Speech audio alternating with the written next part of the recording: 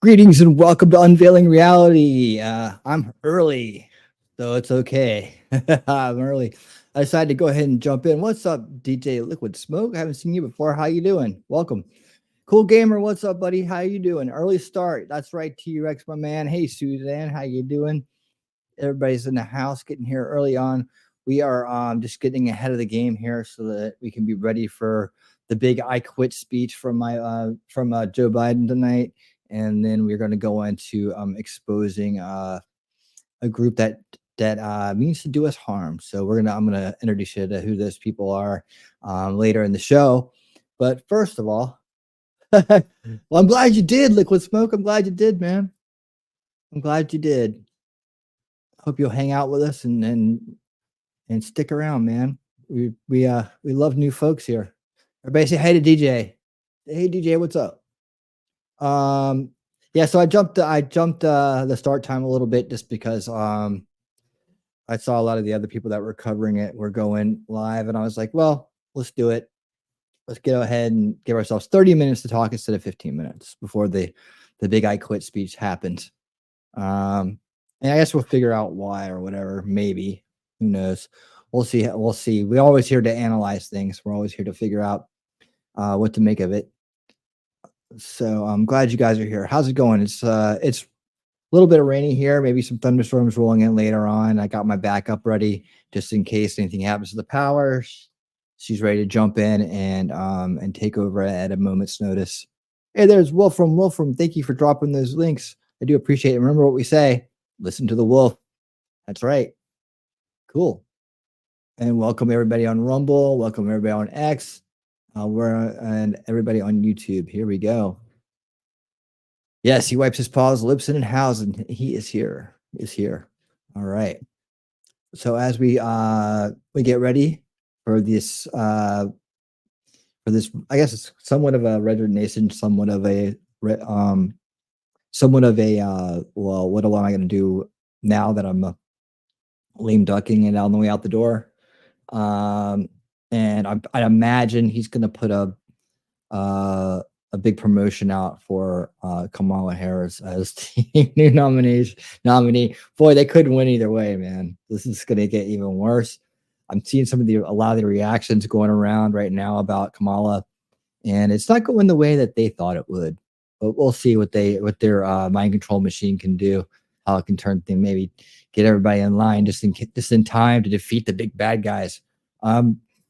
And we will we'll go into that in more detail along with all the stuff that's been dropping about the assassination attempt tomorrow night on Winning 2024. That'll be what tomorrow night's mainly about. Lots of stuff to go over, to analyze, to debunk, as well. We want to stay on the base track, man. That's what we do here. We are the base crowd, so we stay based in reality. That is. Because we win with the truth. We don't win by being right or be the first one out there to say something, or we don't win with "I told you so's." We win with the truth, and that's what we're here to do. All right, Memento Mori, what's up? How you doing, man? Welcome. Real clear politics poll shows that Kamala has a lead over Trump during this honeymoon. I expect to flip in a week or two. Nah, I wouldn't buy into that poll there, T-Rex. I wouldn't buy into it, man.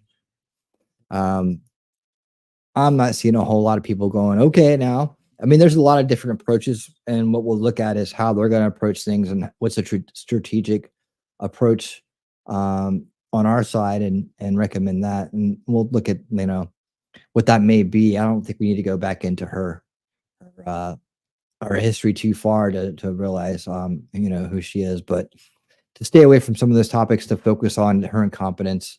And then the race carding, the race carding stuff it's a prime opportunity to say something about that. Black conservative perspective has been nailing it on this, so I got some stuff to watch from him tomorrow night, as well as just kind of like looking through what some of the new media is trying to talk about, and then the assassination world, but also about the Kamala Harris. They're not buying it. A lot of people aren't buying it. A lot of folks are coming out and saying, you know what, they're not going to try to sell me on this. And we'll talk about that background too. Of course, we've always talked about how, when race became color, it became an issue. when we started dismissing heritage, but and what you truly are for how dark your skin is, and it's just like that's become the people. I don't even think people realize that race has been replaced by color, and if they haven't, um, if they have, then well, why is that all right? But anyways, that's part of the problem, and they're trying to paint her as this as a black woman because of the way she looks, but not who she is, you know. And I think she's picked that up because it works on their side. But I mean, from everything I can tell, she's Indian, with mostly Indian, and that's there's nothing wrong with that. That's fine. But to sell yourself as something else reminds me of Elizabeth Warren. I mean, and to abuse people with that is what the real issue is here. Don't abuse people by gaslighting them about who you are, like Elizabeth Warren and others have done throughout their careers.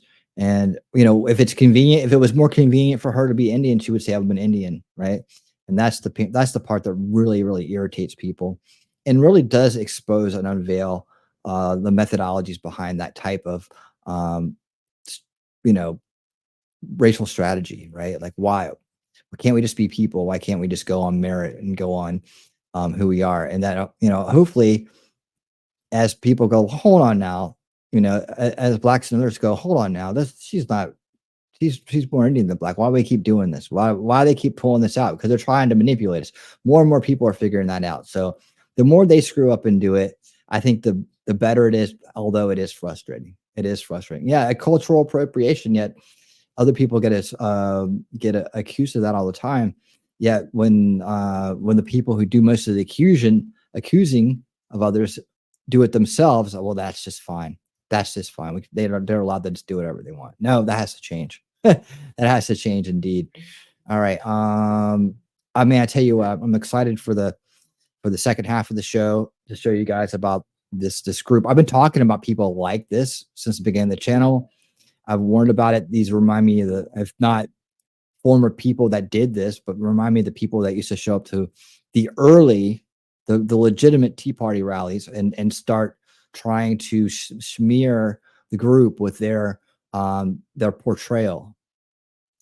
And I remember when it happened, and I remember that's why Ron Paul and others said, well, they can't be part of the Tea Party anymore because they realized that it had been infiltrated and they were trying to run smear campaigns. And I think what we're seeing now is a more optimized, modern version of that through this Patriot Front group. And when we really look into it and you hear this guy talk that founded it and runs it, and you see what they do with their methodologies are, and what the results are, I think it's going to be pretty clear what they're all about. But that'll be for the second half of the show. But I do want you guys to know that if you don't know about this stuff, it's going to be very interesting, and it'll help you be more educated and combat it, to push back on it. Because what they do with groups like that is they take them and they smush them all together with us, and they try to make people think that that's who we are. These groups are extremely radical in a sense of the way that they talk, the things that they think, and that they don't. They're not on our side, yet they show up to where we're at as if they were. And that's the part I talk about with protesting and optics these days. There's not, rallies. Yes, they tend to stay clear of the rallies, but any kind of protests or anything like that, they tend to be out there trying to pretend to be seen as MAGA or Trump supporters, but they're not, and they'll even tell you they're not. But the optics is what they're after, the optics. Latney, what's up? How you doing? I saw someone mention your name. Heidi, what's going on? How you doing? Welcome. Everybody say hello to DJ Liquid Smoke, who's stopping in. He subscribed at some point and decided, hey, I forgot to subscribe to this channel. Let me check it out. So everybody say hello. We got a great crowd here. Everybody's really cool, really nice, and we do a lot of good work. So I hope you will hang with us. All right. Let me see. There she is. Hey, there you go. Never seen. So they'll just say it's 2024. She can identify however she wants. You have to accept it. Okay. Never seen one instance where Patriot Front and Antifa have been at the same event. Makes you wonder, right? Good point. These guys seem a lot more, I don't know, like militant organized versus just coalition organized, like app organized, I guess. Um, but you know what?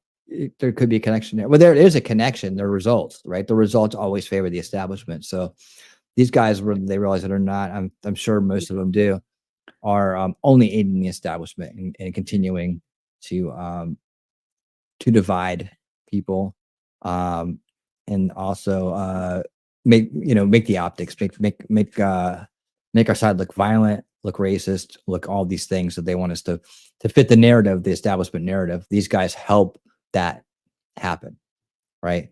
And I don't know who they think they're with, but they're not with us. They're not with the majority. So, um, I don't know what they want to have happen or who they even support because they don't. They'll tell you flat out they don't support Trump, um, and they're not going to be voting for him. So what are they doing, right? Who are they going to vote for? Hmm. So we'll be able to decide later. We'll be able to decide, and we'll be able to. Oh, looks like something is happening here. Let me go ahead and pull this up so you guys know that it's primed and ready. Well, that went by quick. Okay, up next, I'm just gonna keep it right about. Let's just put it right here. All right, so we know that we're watching it, but I'm the one talking right now, so we're not watching it yet because it's not on. All right. Um. So lots of exciting things happening around today. How are you guys doing? How are you guys doing? That's the big thing, right? I got ultra low latency on tonight, so I can respond to your chats faster. I did manage to remember to do that before I started. There you go. All right. Heidi, good to see you. Latine, Shelly, T Rex. Thank you guys for being here. Suzanne said she was here, but then I haven't seen her since. Are you still here, Suzanne? Um, all right. Did you watch any of the FBI director congressional hearings today? I've not got a chance to watch any of that. I heard it was much like the one from Monday, but Shelly did, and she filled me in. So I got some of I got some of it, and she said, "What a tool! Yes, what a tool." Yes. Why do you keep getting 3 jury summons in less than 3 months? I don't know. They must really want your input. Hey, Lady Autumn Sky, how you doing? Welcome. So happy that you're here. They must really feel like you're going to be a great juror. How about? Well, so we're just waiting around for this. Oh yeah, I didn't do this yet. Let me do this. I know I forgot something. And I forgot all kinds of things. I forgot all kinds of things. So when I jump in and I start up quick, I forget to do a few things. Well, let's start this by saying thank you to all the YouTube recurring members of the Winner Circle. You guys rock. Thank you so much for helping keep the channel going. And I appreciate it. And also thanks to Wolfram and Talking Trash and Truths for being members on the Rumble side. That's awesome too. Thank you guys so much for supporting the channel and helping keeping this channel running and going. All right. And there we go. And let's see, let me do this. Okay, let's turn the fireflies. Let's go. All right, there we go. Gives it a little bit more definition. Let's see. Let's see, DJ Liquid Smoke. Do you have a channel you want to promote? We're happy to promote it. Just let us know if you're still here, and we'll check it out. Let's see. Go to channel. Let's see. How many do you have? 155. Looks like fun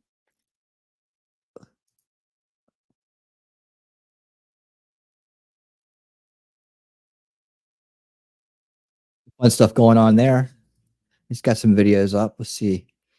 Looks like you haven't put it up in a while.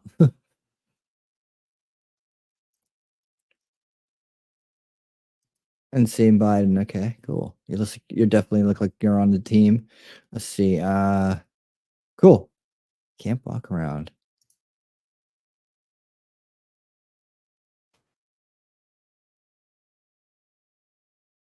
Checking out some of your videos. Where's this from?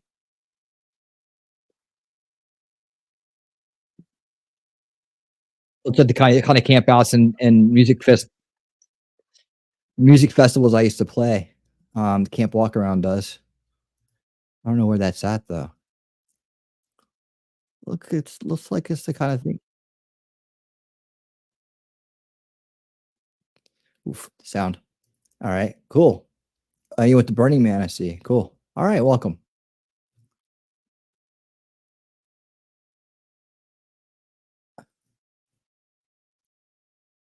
All right, waiting for this to get going here. Oh, it is live. Is it live? All right, cool. All right, we're just here.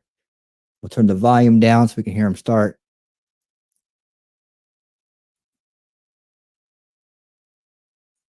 I'm concerned that the resignation wasn't on White House letterhead or from the private desk of Joe Biden letterhead. Well, I'm not surprised. I'm not surprised. But you know what? He's doing it. What did Benny go live with? What did he say? Oh, let me scroll back.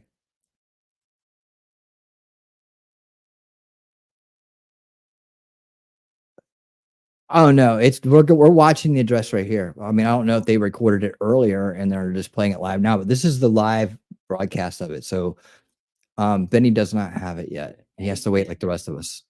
He has to wait.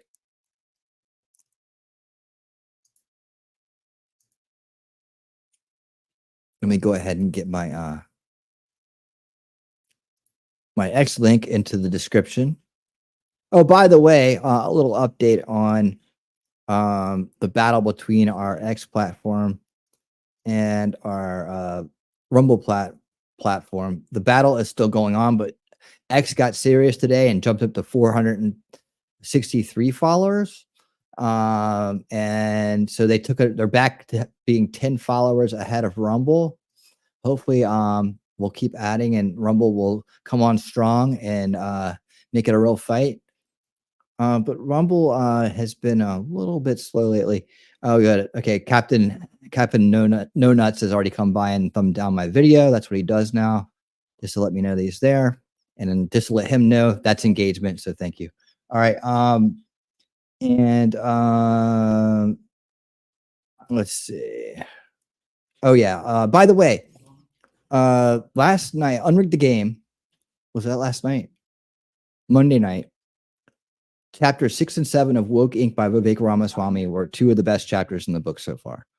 If you've been following the book, right, and you just happen to be busy that night and not catch it, not a lot of people caught it.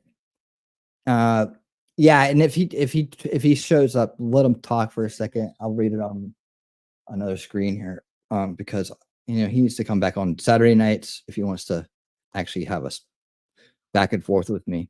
My brother, my brother, Winning Star Reality. He's pretty. He's I wouldn't mess with that guy. I wouldn't mess with that guy. But yeah, he's gotten on his radar again, and so he may want to watch out. He may want to watch out.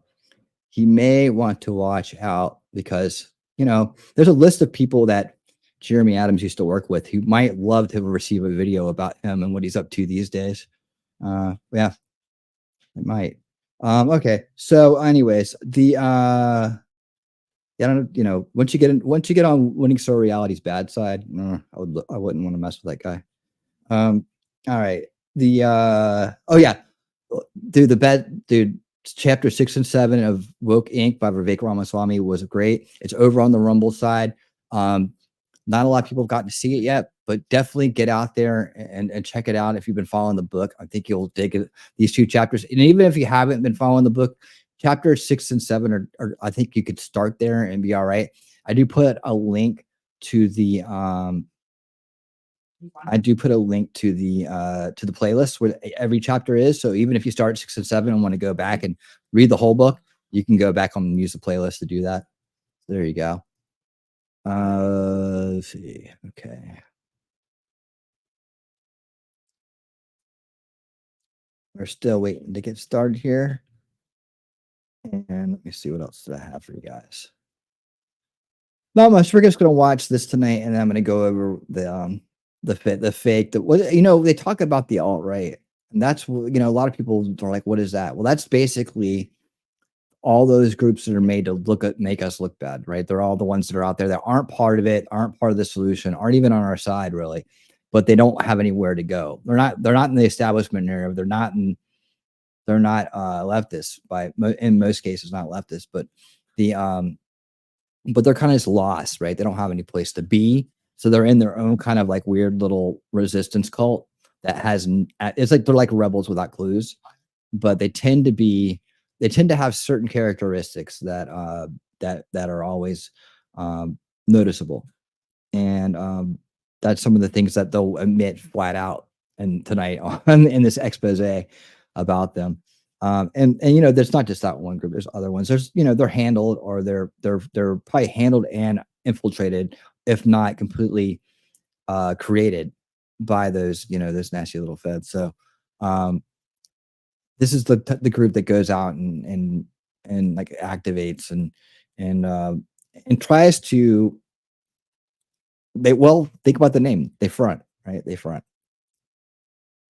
All right. Let's see. Oh yeah, back here. Put this here. Did I get this? Yes. All right. All right. Now the links are updated in the description. If you want to watch on Rumble or X, or support those channels, or take part in the competition between the two platforms to see who can get to 500 first, there's your links. They're in the description. Feel free to use those at any time. There you go. Where's everybody? There's Suzanne. Suzanne, have you gone and watched Hillbilly Elegy yet? We watched it last. We watched it last Sunday on Old School Watch Party Sundays. It starts about 52 minutes in, I think, past the kickoff show. Okay, you need to go watch that. You need to watch it. Everybody tell her she needs to watch it. You need to watch it. You're gonna love it. You're gonna find it very relatable, and I think you're gonna really dig it. So you go watch it after the show tonight, or whenever you have time, and then I want you to come back and talk to me about it and tell me how much whether you liked it or you didn't like it or all that stuff. But I think you're gonna really like it. Heidi, you'll like it too. But it was good. You know, I wouldn't recommend Head of State, the one after it, unless you want something silly and stupid. But that could be, like I said, it could be the actual Democrats' plan now that Joe Biden has gone out. They think we're going to lose, so let's try to just, you know, set ourselves up for the next election by just being totally pandering for the remainder here, total pandering, and they've already started that kind of. I mean, but Head of State, they weren't pandering too much to any one group, but I think the Democrats would take that and pervert it even further into like a mental lose race, and just setting up the next run by trying to do every little dirty thing in the world to get people to go behind it. Of course, it didn't work out in Head of State because Chris Rock had different ideas about that than the Democrat establishment and that movie. But this establishment, if this corrupt establishment of power here, will get it done. They'll get it done. All right, we're still waiting here. I think they're going to start. They start right at 8 o'clock. I'd be surprised. I feel like they're probably going to start a few minutes after it, but if they're on time, that's great. Was it pre-recorded? I guess we'll find out. I mean, it's hard to tell, isn't it? I would imagine if I was in charge there, I'd be like, well, let's just record this. Let's go ahead and try it out first. Go ahead and try it. Oh, that was a good take. We'll just use that one. You know, or you know, I don't think they could edit it too well to maybe they could, you know, with AI or something, edit it and take all his gaffes out and his stutters or whatever, like his stammers. They're not stutters, they're stammers. A little different, right? A little different. I think I got that right. Yeah. I was baking a birthday cake. All right. Happy birthday to whoever you're baking it for. Let's see. Take a minute. Make sure you're on live chat and say hello. Anna, you know, talk to the crowd. The crowd's friendly. The crowd is friendly, and they're awesome. And we don't have any weirdos hanging out here, man. We got good people. The weirdos don't last very long. They run off really fast, really fast. Let's see. All right, what else we got? Just conversating. All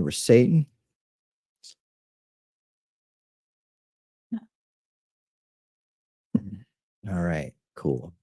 What do you guys think he's going to say tonight?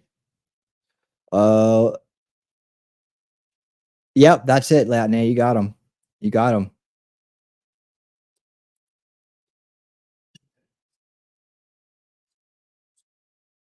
Yep. Do you know who they are? Do you know where they come from? A lot of people don't. A lot of people need them to be exposed. They may see them out there waving American flags and think that they're part of the group when they're not. You know, and plus it just goes to show the tactics of the establishment to try to demonize our side. Further goes into other topics that we discuss here. And we're going to see an interview, and we're going to see some guys talking about it. We're going to see some footage of what they actually do, and footage of the Proud Boys beating them up, which is always fun. And so I say that they try to go after the Proud Boys because the Proud Boys are like the bodyguards for people who are out there who are on the base side of things. MAGA, they're like the bodyguards, but they try to paint them into this corner of being, and yes, they've had infiltration issues, but all groups, once you get to a certain level, it's going to have to face that, and they've dealt with it and pushed these people out.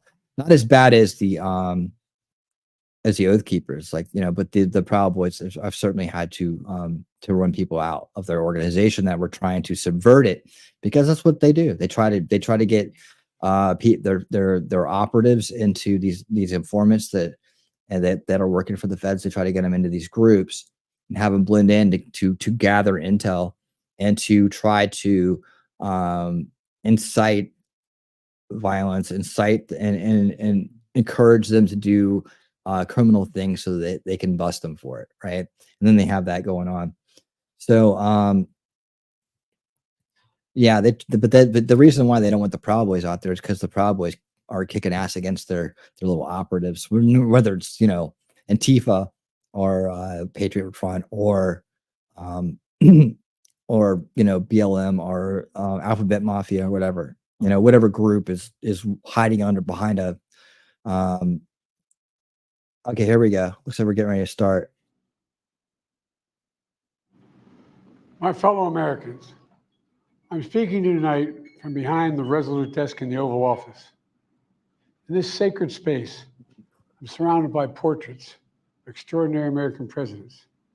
Thomas Jefferson wrote the immortal words that guide this nation. George Washington, who showed us presidents are not kings. Abraham Lincoln, who implored us to reject malice. Franklin Roosevelt, who inspired us to reject fear. I revere this office, but I love my country more. It's been the honor of my life to serve as your president. But in the defense of democracy, which is at stake, I think is more important than any title. I draw strength and I find joy in working for the American people. But this sacred task of perfecting our union is not about me. It's about you, your families, your futures. It's about we, the people. We can never forget that. And I never have. I've made it clear that I believe America is at an inflection point. One of those rare moments in history when the decisions we make now will determine our fate of our nation and the world for decades to come. America's going to have to choose between moving forward or backward, between hope and hate, between unity and division. We have to decide, do we still believe in honesty, decency, respect, freedom, justice, and democracy? In this moment, we can see those we disagree with not as enemies, but as fellow Americans. Can we do that? Does character in public life still matter? I believe I know the answer to these questions because I know you, the American people. And I know this, we are a great nation because we are good people. When you elect me to this office, I promise to always level with you, to tell you the truth. And the truth, the sacred cause of this country is larger than any one of us. And those of us who cherish that cause, cherish it so much, the cause of American democracy itself, must unite to protect it. You know, in recent weeks, it's become clear to me that I need to unite my party in this critical endeavor. I I'm believe not doing that. my record as president, my leadership in the world, Awful. my vision for America's future, Awful. all merited a second term. But nothing can come in the way of saving our democracy. That includes personal ambition. So I've decided the best way forward is to pass the torch to a new generation. Why? Say It's the why. best way to unite our nation. You know, there is a time and a place for long years of experience in public life. There's also a time and a place for new voices, fresh voices, yes, younger voices. And that time and place is now. Over the next 6 months, I'll be focused on doing my job as president.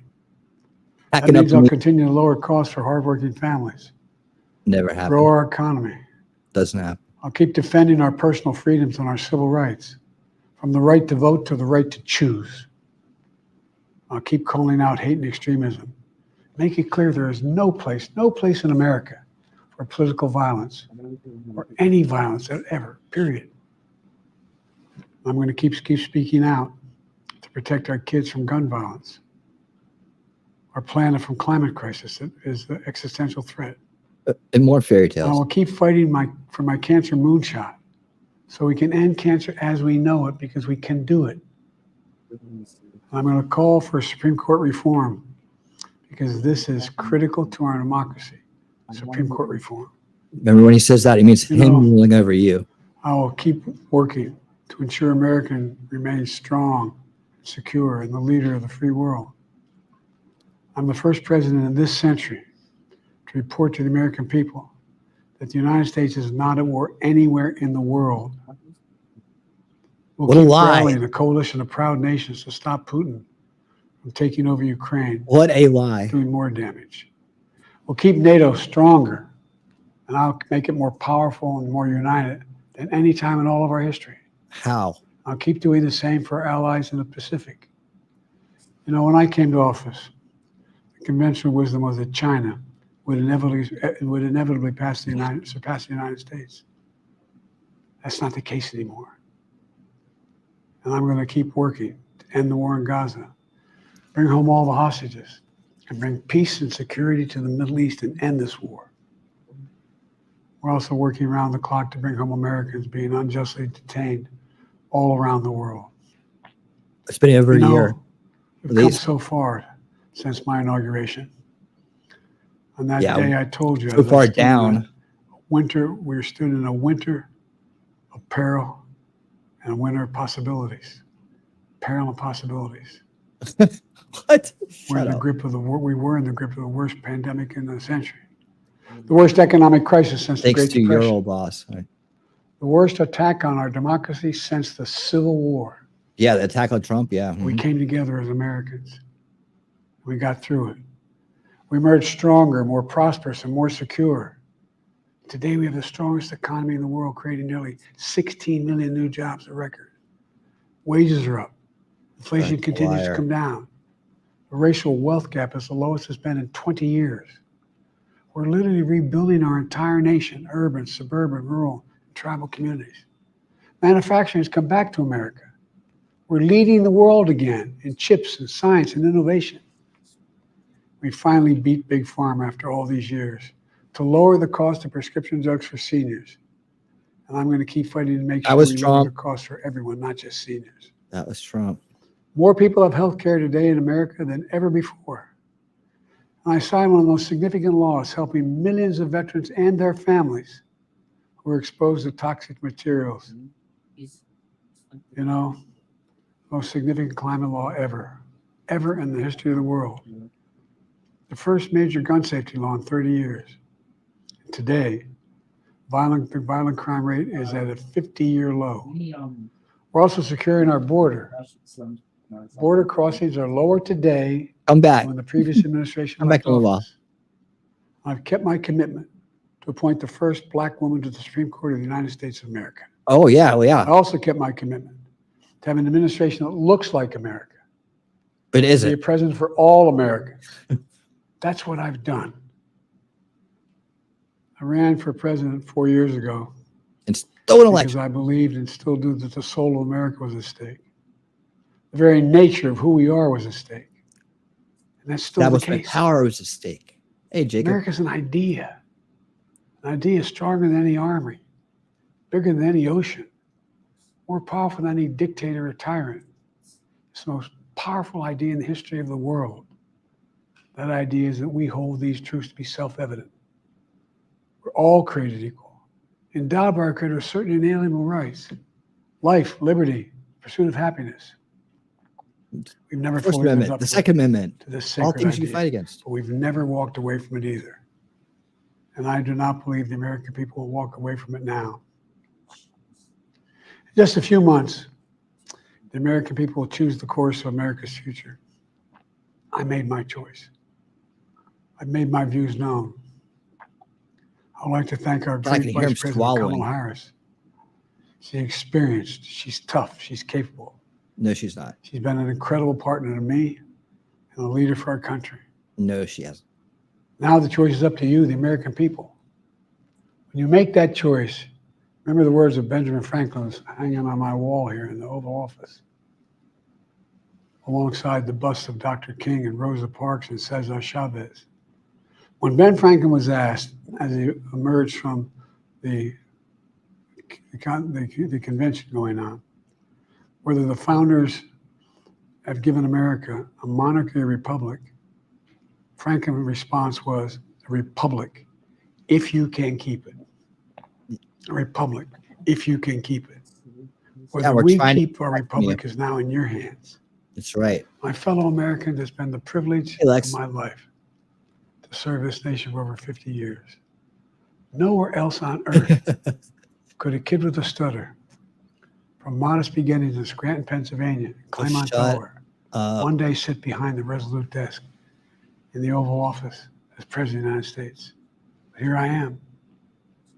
That's what's so you did special some about it. dirty ass things to get there. We're a nation of promise and possibilities. For criminals can Dreamers prosper. and doers. Of ordinary Americans doing extraordinary things. And I've then given there's my you. heart and my soul to our nation, like so many others. I've been blessed a million times in return with the love and support of the American people. I hope you have some idea how grateful I am to all of you. I'm Great grateful thing we about survived America so far. is here. Kings and dictators do not rule, the people do. History is in your hands. The power is in your hands.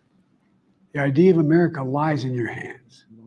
And you lie to America. You just have to keep faith, keep the faith. And remember who we are. We're the United States of America. Yeah, not the simply globalist nothing, states of America. Nothing beyond our capacity when we do it together. So We're going let's to kick act you out together. Yes, we are. Preserve our democracy. God Keep bless your you kind. all. May God protect our troops. All right. How long do you make it? Yep. All right. Get the frick out of here. All right. Now go crawl in your coffin and go to sleep. All right. Frustrating. I know, guys. It's frustrating. I have loved bringing president for the past 3.5 years. I get free ice cream every day. Right? He gets all the kids he can sniff just lined up for him. Right? With Secret Service protection to, you know. All right. Man, it is frustrating listening to someone like that just lie. I mean, take credit for other people's work. And just gaslight the American people, because we know out there are tons of people buying into it, and that is 11-minute speech. That is the frustrating part, at least for someone like me sitting here listening to it, is that knowing that people are buying into it, and they're not sophisticated enough, and they've been kept in a narrowly crafted, socially engineered box their entire life and don't know better than some of the things that he's talking about. That's the frustrating part for me. It's just as frustrating when that's going on as when people are buying into grifts. For me, all of it's abuse. And it's just we need to do better. Talk about a future. We want a future where that stuff is minimal to none. And it doesn't matter who comes along and does what, when, and how, and who. If we don't get the root cause issues fixed, we just got to repeat the cycle. And that's exactly what the global ownership class, the elitist, want. That's what they want. That works in their favor. And we never break the cycle of abuse until we break the cycle of control from them. And it's going to take knowledge. It's going to take generational effort to do that. Now, I want to show you guys something real quick. And we're going to get on to our next topic here shortly. Reactions first. Any reactions? I got most of them going on. Anyone's noticed? Well, yeah, he wants to be tan. I know. It's summertime. He's been out in the sun. Yes. We noticed it. Suzanne says it's time for diaper change and powder. Yeah. All right. Poor Latinate didn't make it. She only had a few more minutes. She couldn't take it. She couldn't take the lies of Joe Biden, bad touch Biden. Man, you know what though? Here's what we could take away. That's one of the last frustrating times we'll have to listen to him do that. All right. They're gonna sunset the old guy and ship him off to the glue factory before you can say President Trump has been reelected. So let's just all feel grateful and thankful that we've made it to this point, and that we'll never have to deal with Joe Biden one way or another as the face of the presidency again for the establishment. So let's just be thankful for that. That's what I'm trying to be thankful for right now. But there has to be a rebuttal, right? Where's the rebuttal? And if Shelly, can you find the rebuttal for me? I'm going to play you guys something from, I wonder who's going to get the rebuttal. I hope it's JD Vance. I hope it's somebody that we know. Maybe how about that Mace lady, Nancy Mace? How about her? Let's let her do it. I want someone who's going to call us bullshit all the way up and down and can do it clearly without any kind of weirdness. That's all I want. So let's find it. His handlers probably thought, let's give him a Trump tan. Maybe he'll seem more honest. Right. Well, he's been sitting out. He's been sitting out in the sun. He's been sitting by the pool or something. They have a pool at the White House. They should have one. But I'm sure he's been he's been sitting around and outside somewhere because he's not running the country. I don't know who is. But he doesn't run the country, obviously. I've done all this stuff and I've done all that stuff. No, you've shown up, made a fool out of yourself, and left. That's what you've done. I'm going to do this. I'm going to do that. Nah. All right, check this out. So we'll be moving on. We don't have to worry about, the best way.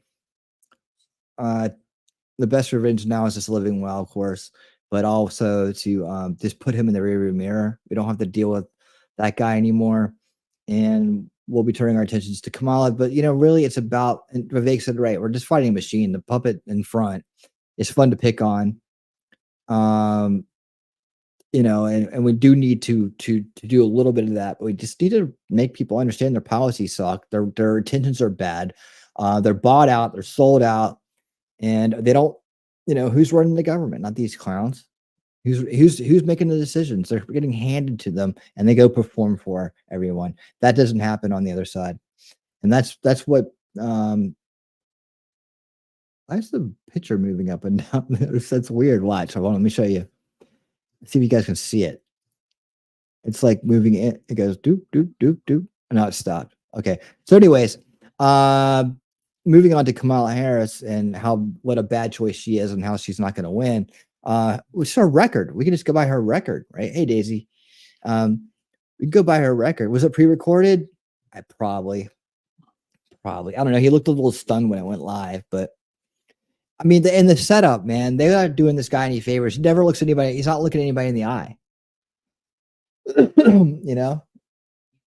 He's not looking at anybody in the eye. He's staring off into space. And it's weird. It's a weird look. It's something we've never seen in the Oval Office before, and we've seen it twice recently now. All right. So, yeah, I mean, it could have been. All right, so check this out. Trump rally was going on today in North Carolina. The man never stops. You can't keep the man down, right? He's still moving forward. He's still out there for the people. And he brought up today, the National Border Patrol Council president to speak about Kamala's borders are, like how her record, how she's done.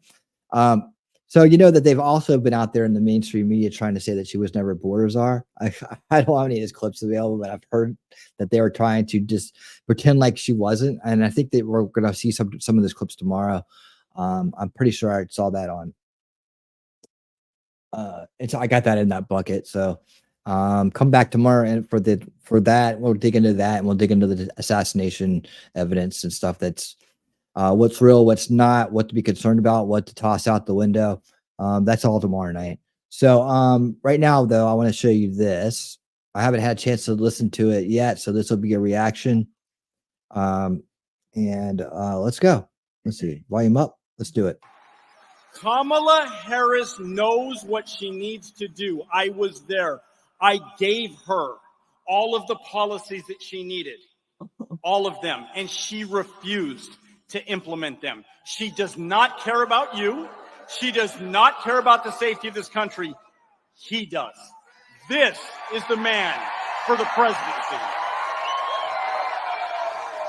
Awesome. Thank you. Wow. Kamala. There you have it. Straight to the point. Someone who actually does the job, who's actually there fighting the good fight, and someone who's dealt with both people. There you go. Hey, Outpost, how you doing over there on Rumble? Thanks for being over on Rumble. I appreciate it.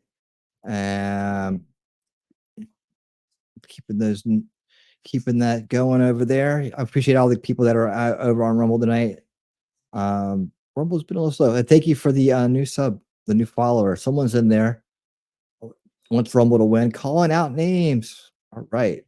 Thank you so much. All right. So that's the way to do it. Yep. Talking about Kamala. Yeah, I mean, you know, the whole thing is, I really, you know, they started off again with this racial confusion. Like, you know, we had gender confusion or racial confusion. This whole like, okay, just latch on. And if I was black, I would be highly offended, man. I would be highly offended that everybody's just latching on when they don't deserve it. Call it for what it is. I mean, be proud of your heritage. Be proud of all of your heritage, right? But they lead with that when that's the smallest percentage of our heritage is black. The smallest percentage is because it's just a portion of what her father is. Her mother, they adopted the Indian heritage. Why are they ashamed to be Indian? Why are they ashamed to be what they really are? You know, because they're doing it they're using race as a divisive tool to manipulate people. And that's where the problem comes in. That's where the problem comes in. It doesn't mean it's not how you look, it's what you are. Right. And I hope it starts to backfire. I know that this is not good. This tactic is not going to be generationally sound if we can do something about it. I still think that even with the tail end of Generation Z and Generation Alpha coming up, that we have a chance to undo that within a short period, within a chance to do that within, you know, our lifetimes. So if we can actually get that done, you know, generations run 15 years. So if we can focus on that, we can start to get people back to like the Gen X attitude. Everybody's cool. Let's just hang out. You know, that's pretty much where it started. The critical race stuff really got hammered onto the millennials, and the critical gender stuff is getting hammered on to Z. So you can see the abuse going on. Where are they going to try to take Alpha next? Oh, well, you know what that is. It's becoming even worse. It's becoming a toxic combination of both. And I'm sure they got something new in store for us as well. And the way that they do that is by demonizing the base people, demonizing the way out, demonizing at least the counter move to their subversion, right? The anti-subversion, the anti-establishment, by demonizing them. And they do this in many different ways. They do it through media. Well, first and foremost, do language, right? Control of language. They do it through, maintain division, right? Tribalism. And we call it like, it's like reverse Jim Crow. It's called Crow. I would just call it Crow Jim for lack of a better word, where they've taken segregation and turned it around into everybody but whitey. So that's the new segregation. Safe spaces are another form of a new segregation, right? And Hey, Lady Out of Sky, how you doing? I thought I saw you earlier. Were you here earlier? I thought I said hi to you already. But anyways, hello. Yeah, there you go. Memento said it best. Go after Kamala's record, best way to defeat her. She doesn't have one to lean on, but they're going to make her own everything Biden did wrong. And then she should. She was on the ticket with him, right? She's number two. She signed, supposedly was there and signed off on many things like the Afghanistan withdrawal, gave her consent. She's consented to this. Yes, she does own his record. And so does everybody who voted for him and everybody who is part of that nasty criminal establishment machine. They all own it too. It's all their records. It was just a laughable, fumbling puppet that liked to grab and sniff children and probably do many other things. Sneak a grab in, sneak a little feeler upper in there. He liked to do that. And we've seen that footage over and over again. And we should never stop remembering that's who he really is. Like when given the chance, that's who he is. More than anything, that's what he wants to do. So enough of that dude. Kamala has to own his record, their team. That's the way it goes. And part of it too is they're trying to get Biden's money to her, and they're having some problems. Because it's like considered a massive donation of some kind. I don't know. You're going to hear about campaign finance issues regarding the transfer of Biden's money, which I would think was Biden Harris money to Harris. There's some kind of legality to that, but I mean, evidently they have to just give that money back and then let people redistribute it. I don't know. I mean, redistribute it to her. I'm waiting for more details on that, but that's the gist of it right now. That's the gist of it. Let me see. Let me stop sharing this. All right. Guys, I want to, where are we at? We're about an hour. Yeah. Cause I want to spend an hour on the next thing. It could be a short, probably like about 2 hour stream tonight. I think, cause these are the two topics I wanted to cover. And I got tomorrow night for the, we might go like 3 hours tomorrow night or so with all the evidence. I want to go through and break down a lot of, things that go out there. And again, address the question of, why, I mean, I'm trying to figure this out as I go too, but like why people are choosing to be sensational on our side and to be half-assed with their quote unquote journalism. And we got to do better. But I'll be here to analyze it and pull the truth and put the fallacies, pull out the fallacies and whatnot. So I'll be here to help analyze it for you. Even when the bigger voices out there and the bigger reaches out there are knee-jerking over this stuff. A little bit of knee-jerking unnecessary. So should I use a big red siren in my subject line to get people's attention? I actually intentionally capitalized some words tonight in my subject line just to see how it would do. Exposing. Like that's one of the ones I love to capitalize. So I capitalized it to see if it would do better in the algorithm. I'm experimenting to see if they're incentivized to do it or if that's just the way that they want to use psychology on people. But you guys tell me when I'm talking about this stuff. Well, tell me, how do you feel about supposedly based media using words to capture your attention to in all capital letters? How do you feel about that? Do you guys feel like you're being that's level playing, or that's a good thing to do, or that you're they're kind of like messing with you a little bit there? I'm interested to see what the crowd thinks because they do that. They title things like that for you, right? You can't argue with the results. They all have huge channels. And by the way, just because I'm pointing out where I think I see room for improvement doesn't mean that I don't support them or I don't have their backs. It's just that we're going to be better than what we fight, or we're going to be just what we fight, but another version of it with a new target market, right? That's my point. You guys have heard, this crowd right here has heard me say it numerous times. We're going to get to the bottom of that one day, I guess. We'll try. Let's see. By the way, just an interesting thing I noticed earlier, the American Sign Language Interpreter signed a K diagonally from shoulder to waistline. That's the sign language sign for king. He talked about Martin Luther King. So that might have been it. Of course, he didn't listen to the words he says, because, you know, if he did, he would have probably picked somebody else for VP. He says he loves the guy. Oh, put him in there. You know, it's a virtue signal. What? Why? What's wrong? What am I missing? Did I miss something, Heidi? I mean, Daisy? No, I'm not. I am not. Let's see. I heard that part, but it was well after that part. I saw. Can you read sign language? I can't read it. I mean, I always figured these ladies, the sign language people, are a little behind. Maybe my other device had a delay. It could be. It could be. Yeah. They make some. Are the facial expressions part of sign language? Because boy, they pick some ones with some wild expressions on their faces. I don't know if that's part of it or not, but they're, you know, they're like cartoon characters almost sometimes. What are you talking about, Daisy? What are you talking about? Hey, OG Sunshine, what's up? How you doing? Oh, cool. Awesome. Awesome. She came over from an Indies channel. Awesome. Thank you for being here. Thank you for being here. God bless and thank you for being here. All right. So I wanted to get to our next topic of the evening. And like I said, more politics, more election 2024. Tomorrow night on Winning 2024.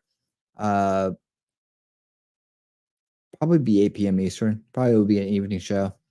It seems to be, yeah, but it'll be an evening show. It will be, if I remember right.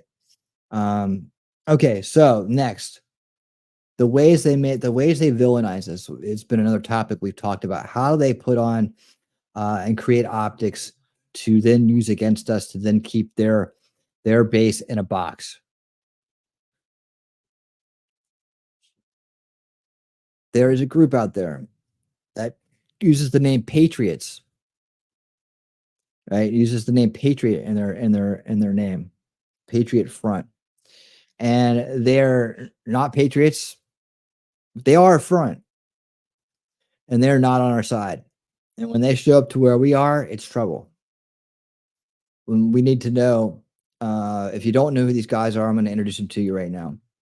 But we need to be on the lookout for people like this, for groups like this, for anybody who's acting out of the ordinary or off the rails.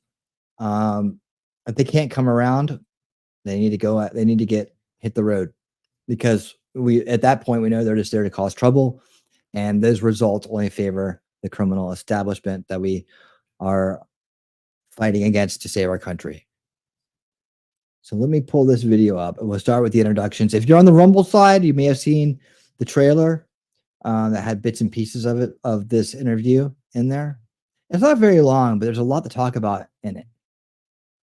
So let me find this. Oh yeah, I'm going to use this other playlist. That is right. 2024. There we go. And I have some other stuff we can play too if all right, if this ends a little shortly, but I don't think it will. We've got a lot to talk about here, and I want to hear your reactions. So really get involved tonight.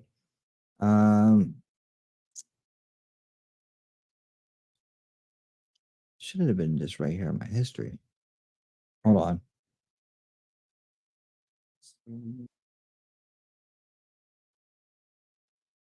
Yeah, we can do that too.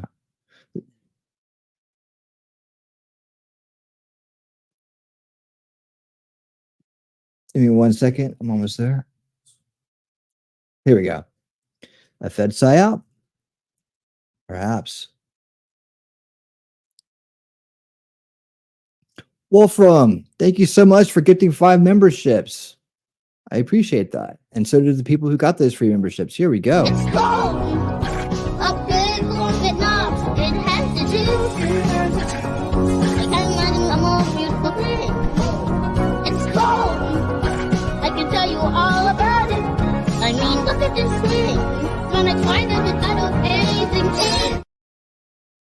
Thank you for the 5 gifted memberships, Wolfram. I appreciate that, and welcome everybody to the winner's circle. Who got those? Let's see, Grebs Bar, welcome back. Eddie, a T42, FD Food Fairy, and Cinegram. 1, 2, 3, 4, 5. That's 5. Thank you guys. Thank you guys. Thank you so much for that, Wolfram, and welcome everybody to the winner circle that Dick's got these gifted memberships. Make sure you thank Wolfram for those. Very nice of you. Thank you so much. All right, here we go, guys. Okay, this is all straight. Let's get into analyst mode here. All right. And here we go. This comes off Patrick Bet Davis in Valuetainment. A Fed PSYOP. Patriot Front members fight Proud Boys during explosive Nashville rally. See, he does explosive. Let's go to this Patriot Front. So, Vinny, why don't you tell us what's going on with this clip with Patriot Front, Thomas Russo and his crew? Okay, and yeah, so as you guys know, Pat interviewed Pat. That's the head guy, right? The Russo That's guy. the head guy, Thomas Russo. Yes. Yeah, so the Patriot Front. They were in Nashville, and guys, this is the video. You tell me what kind of people show up in multiple U-Hauls, all wearing those no overweight. Tom made this point. Pat, nobody's overweight. They're all wearing khakis. They're all organized. Okay. Bro, People are trying to say, well, we can't find out who these people are, where they are. You know, Pat, have you ever rented a U-Haul? You need your driver's license. You need your I mean, look at this. Just right away. Madcore, what's up? How you doing? Is that your man? Vincent? Is that your dude? Hey, Andy, how you doing? Welcome. Yeah. So check out these guys, man. I mean, look, have you ever seen any group on the MAGA side, on the anti-establishment side, our side, that dress and act like this? Right? I mean, again, this, I don't know how many times they're going to replay it. I mean, just replay this one more time. Look, they pull up in these, there you go. Watch. They pull up. I'll just mute it this time. They pull up in U-Hauls and they come loading out, all uniformed, masked up, right? And they have their own flag, they carry their own banners, right? They got, let's see, shields. So when you bring a shield, you're going to try to get into some trouble, right?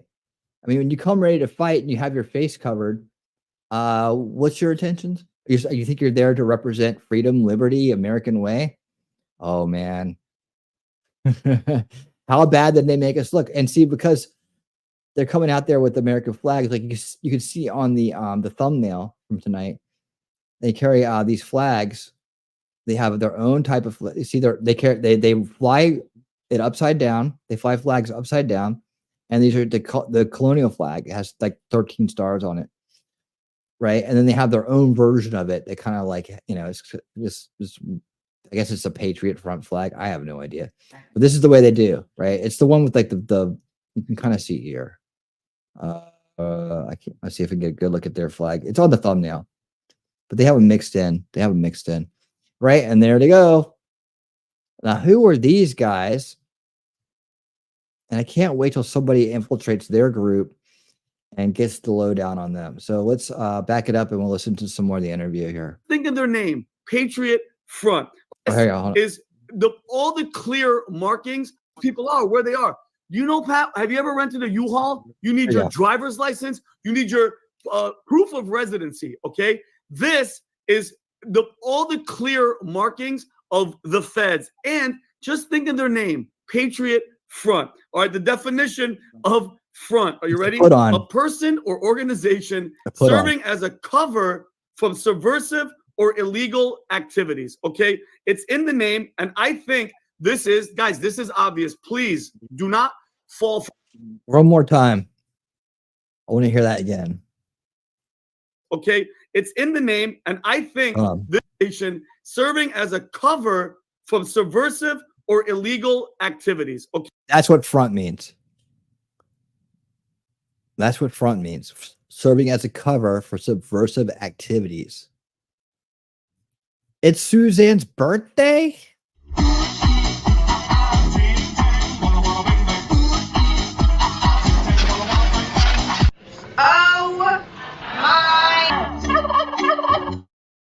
Well, happy belated birthday, Suzanne. We love you. Thank you for the $5 super chat to celebrate Talking Trash and Juice. I appreciate you doing that. Happy birthday to you. Oh, you know what? You know what? I do have someone under contract, right? Lifetime contract. Can't get out of it. That anytime I have a birthday, he has to stop whatever he's doing. Okay, what's that? So he has to stop whatever he's doing and come over here and perform this duty. So hold on. All right, I just sent him a message. Okay. And what? And here he is, right on time. Here it is. Your birthday, your birthday, your birthday, happy birthday. It is your birthday, it is your birthday, it is your birthday, happy birthday. I love you. I know.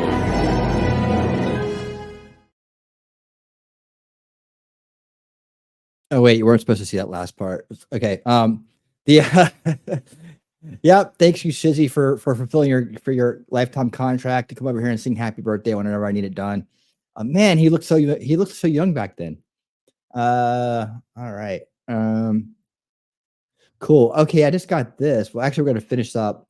Trump said he just tweeted out, "Crooked Joe Biden's Oval Office speech was barely understandable and so bad."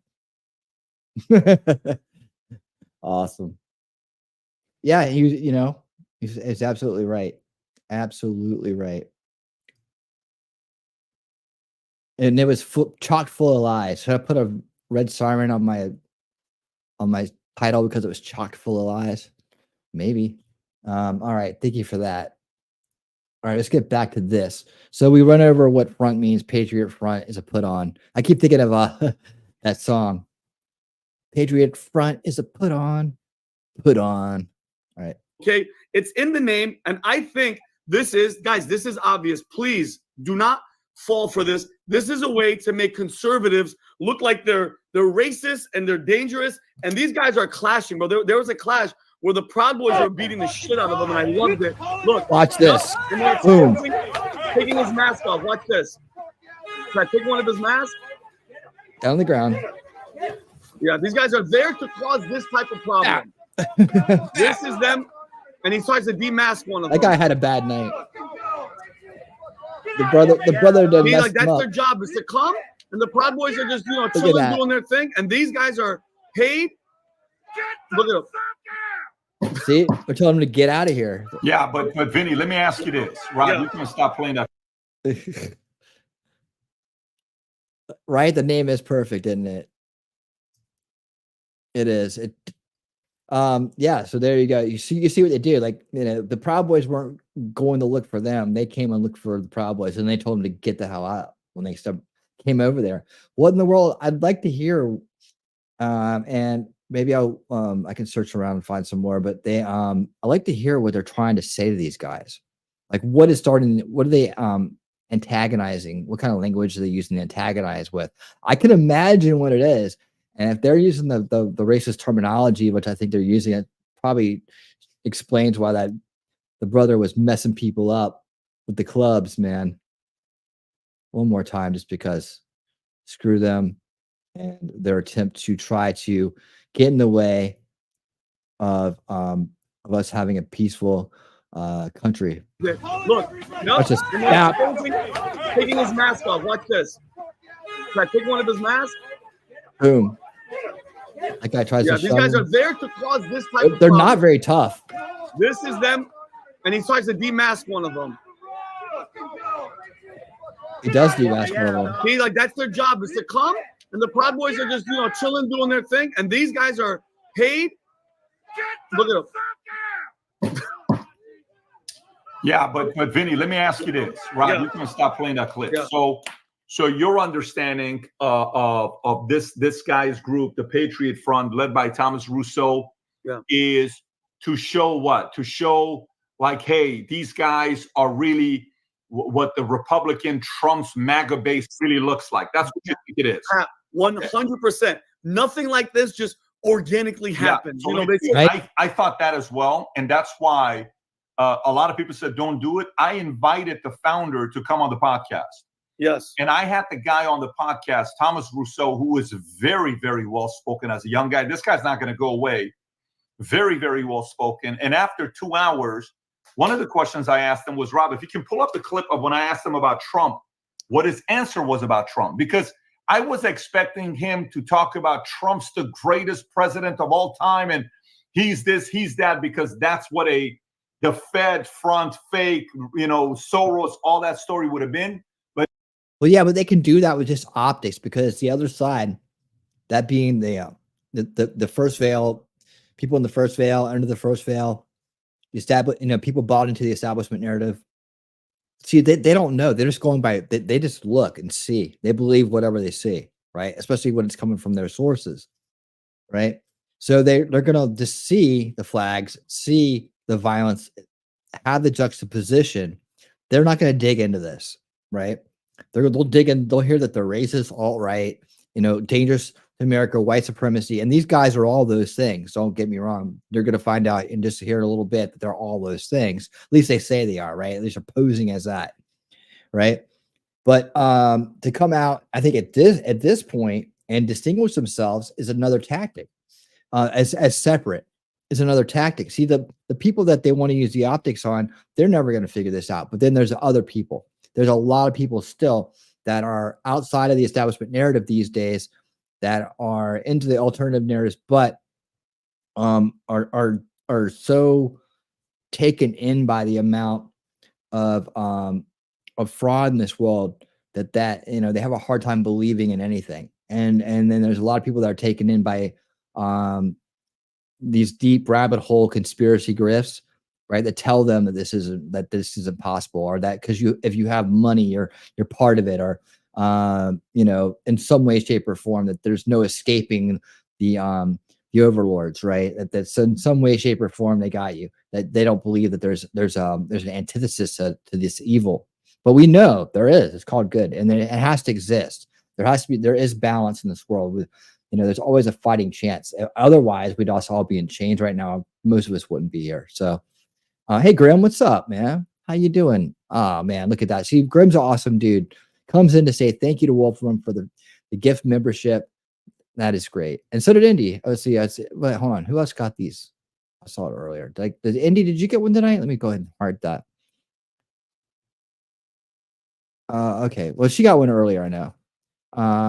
But yeah, okay. Thanks for coming in and saying thank you, Grim. I appreciate it. Hope you'll join the conversation. And don't join the Patriot Front, whatever you do, all right? They're not for you.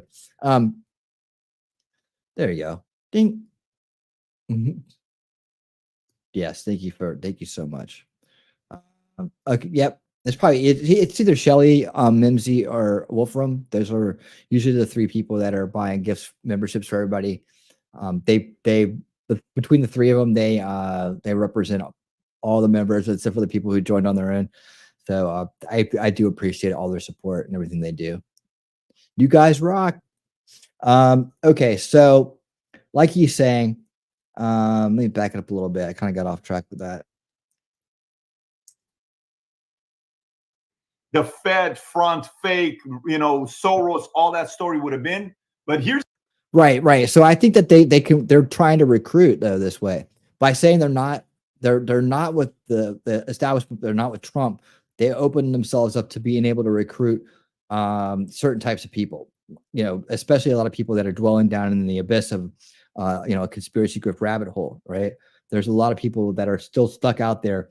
And they're living in a state, and I've been to the bottom of the rabbit holes and back, man. I know the condition. I know how it looks and how it feels. So I allowed myself to get absorbed with it to understand it, but always questioning to the void. I'm never satisfied until the truth is apparent, right? And the truth is never apparent at the bottom of the abyss. It's not. But I knew I could go into the abyss and come back out. Because that's just my mentality. Like I've always been anti-establishment. Nothing's going to change that. And until we live in a decent world, that's my instincts kicking in, saying this is a criminal establishment. You cannot consent to it. you know, because that's your free will. You don't give that away. But but they could be recruiting. There's people out there right now that think, you know, that Trump and Vance are, you know, somehow controlled by the great overlords at the top of the pyramid, probably reptilians or something. And you know, that there's just no possible way anything honest could be happening.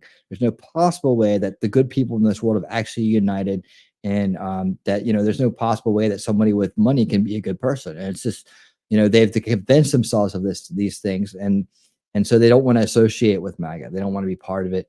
And then that's their prime pickings for groups like this, you know, and they have a way of working on people. Not to say that this one is particular, because you're going to find out there's a very, very strict requirement to get in. So let's go ahead and move forward with this so you can hear about that.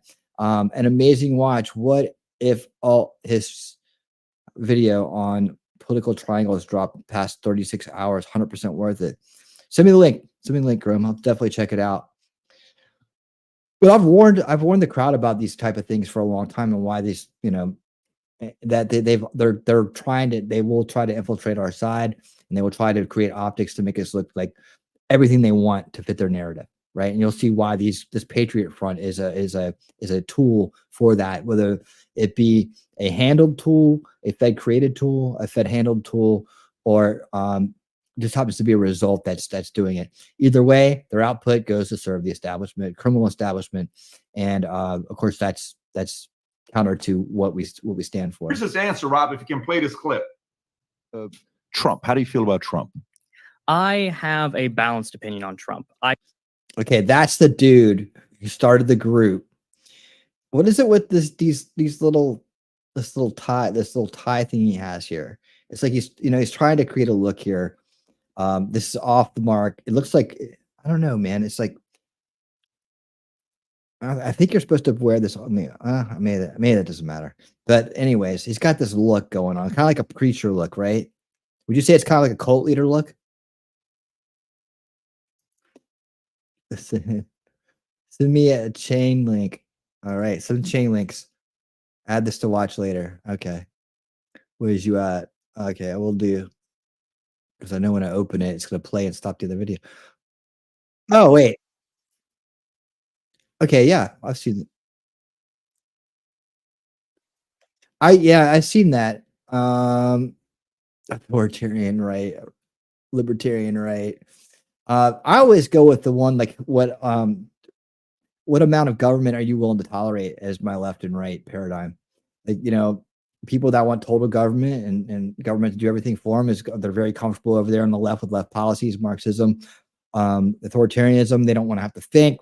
They just want to be told what to do. That's where they exist, right? And there's the people that want absolutely no government and think that somehow we can manage this world without without a government at all.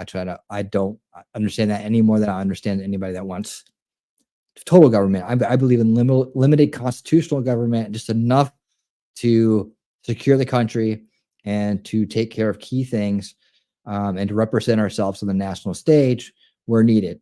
But that's about it. So it's like, if you're, depending on how much government you're willing to tolerate is where you fall between left and right.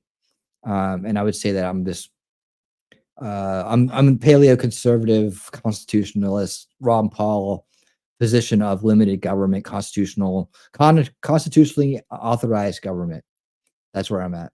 And I think that's also like what MLS was on here. We're talking about Jeffersonianism or something like that. Jeffersonianism. Yeah.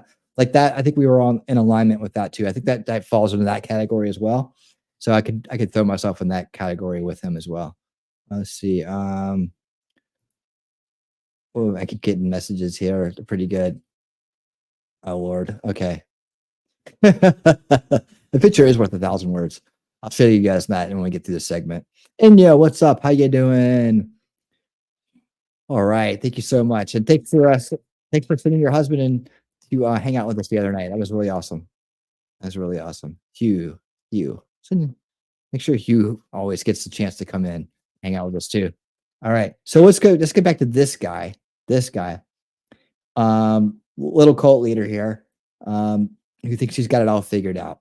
I do not personally, overtly, or actively support him.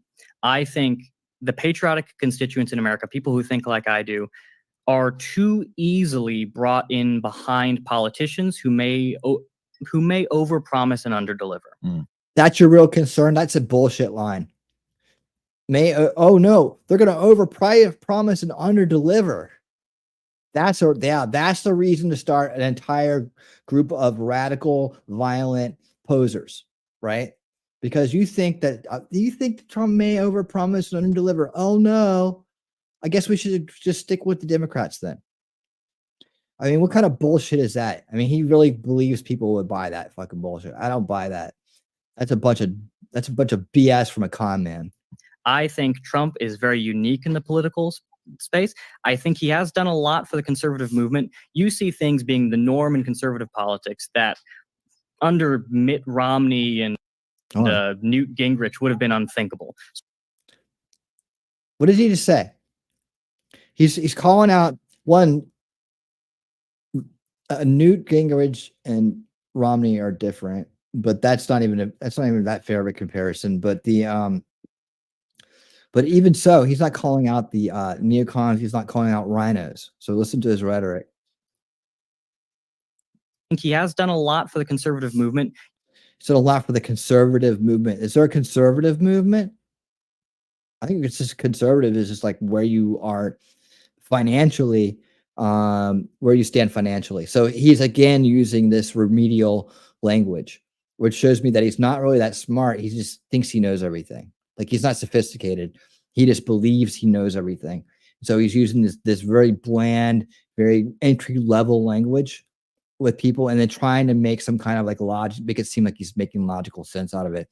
When someone who's been around for a while and understands the terms, thanks, Grim. Take care, brother. Let's hang out sometime. You can tell me what's going on. Hope you're doing well, and we love it when we see you. All right.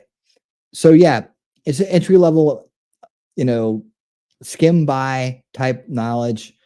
David Bett's not going to call him on this. I'd call him on it all night long. That's probably why I don't have a podcast interview show that people want to come on. So I'll call you on that. But yeah, he won't get away with that. He wouldn't get away with that on my show. But you see things being the norm in conservative politics that under Mitt Romney and Newt Gingrich would have been unthinkable. You see things being the norm that would be unthinkable. Yeah, because they weren't actually. And I wouldn't include Newt in that as much as I would Romney, McCain, and Bush's and other neocons, right? I wouldn't include. There's a slight difference there going on. Enough of a difference that I think. Well, I don't want to get into it right now, but I think that there's a big difference between Newt and those guys. But I know people could make an argument that that's not the case. So I'll leave it at that. But I'd say people probably make a little bit of a hasty judgment on him sometimes. Anyways, and he is an incredibly smart person. But but as far as just dismissing this like that things are different now as a result, like no, those guys. The neocons never should have been on the right. They never should have been in the Republican Party. They were there to play the heel. They were there to create the illusion of choice. They were never there because that's what they meant. When you see someone who's serious about it, you see someone like Trump, right? But check it out. So I think there is a value to that. I think the landscape has opened up. Watch what the landscape has opened up. He sees a value. No, it's really just reformed. Is what it is. I mean, opened up, reformed. It's become what it is. And yes, maybe new people are coming into the party. Now, this guy isn't going to like the new people in the party, right?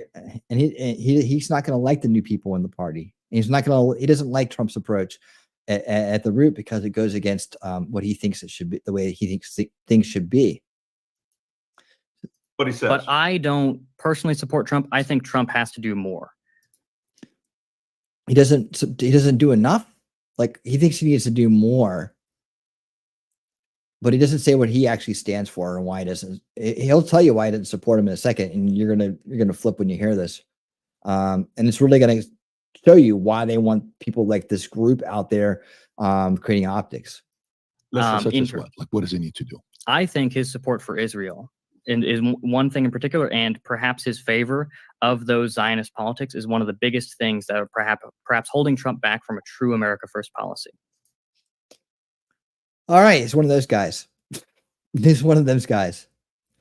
You know, that's just a world. That's just a geopolitical position on, you know, in support of Israel. Doesn't what he's saying though? What he's saying is that he, you know, and I'm telling you, I've dealt with these types for a long time, and these alt-right types.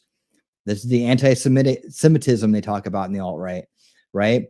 It's because of the Zionism he's talking about here, and they believe that the Zionists control the world, right? And they fall back on conspiracy grifters, taken in and out of context, that believe the same line of thought. There's this thing with this guy Bill Cooper, right? He was a conspiracy grifter from back. A lot of people think he's this great dude.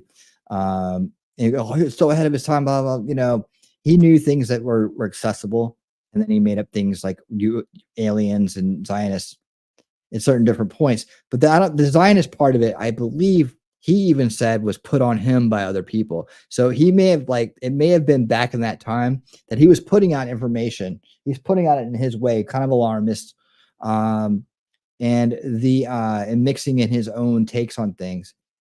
And then a group kind of attached themselves to him. Maybe he, you know, infiltrated his following. Maybe that was just, you know, maybe that, I'm not sure. But at some point he said, look, I never said the Jews were the problem. He says, I think a lot of people are the problem, but they've put this Zionist thing in his camp. So like I said, I've dealt with people like this that just have this full on belief that sitting at the top of the pyramid are these Zionists that are talking with interdimensional reptilian aliens and shit like that. It goes that far with them, but they really think that these Zionists are like these super satanic people, right? So that's their, and they're the ones who, because they're Jews, control the world according to them, and their lack of knowledge or lack of true logic, right? They just start piecing things together because they need a big boogeyman to go, you know, and so that's their big boogeyman, right? And now it's become a religion to them.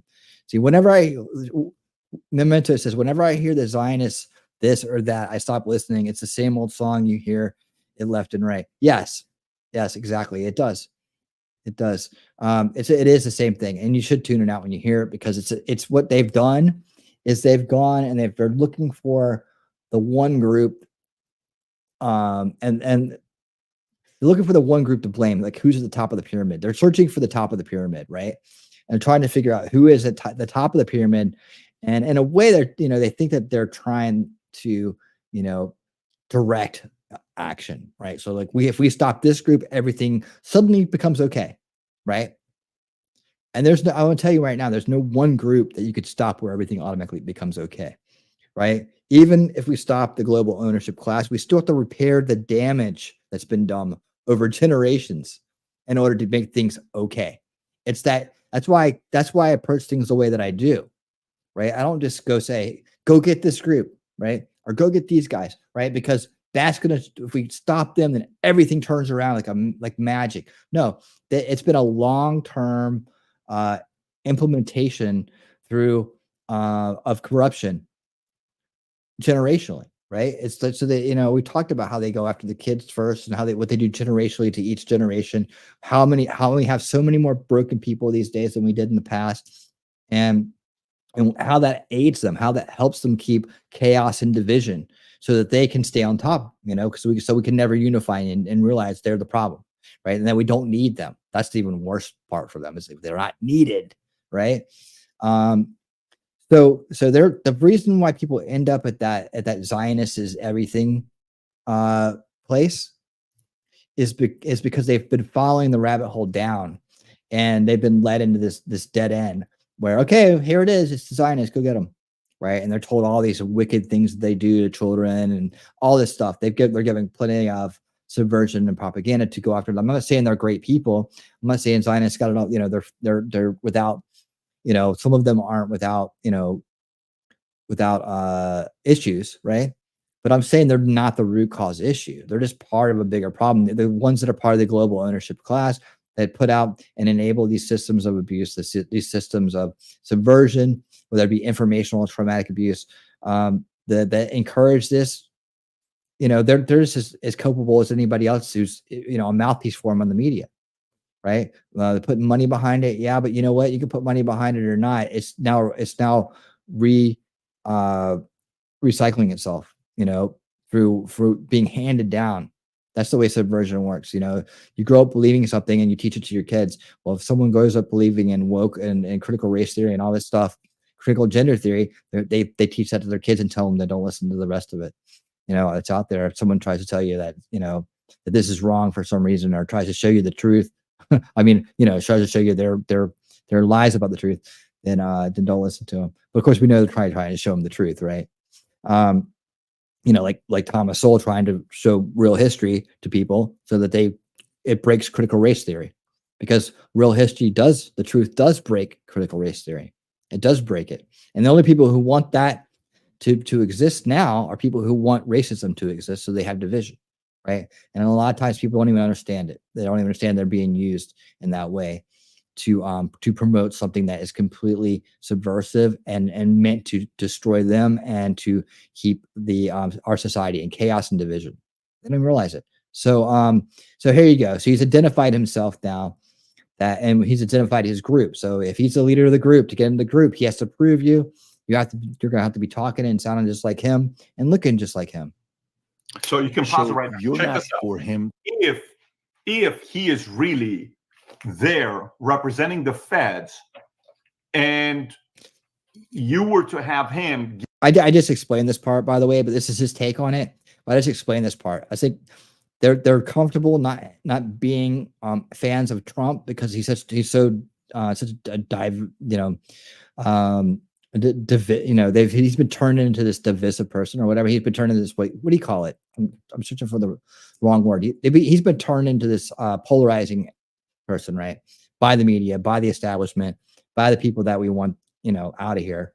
They've attacked him because he's real opposition. He's a real solution, at least to stifling and pushing back on their agenda and taking away some of their pieces that give them power, right?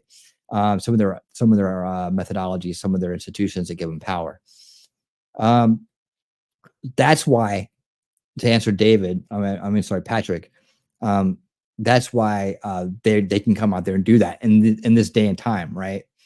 And I don't remember them ever really acting like they were for Ron Paul. When the groups similar to this would come out, Fed groups would come out and carry Confederate flags around, but I do remember them not liking Ron Paul for not denouncing Israel, but he did say Israel could take care of itself. So there's back and forth. The establishment tried to paint him as anti-Semitic, which is hilarious.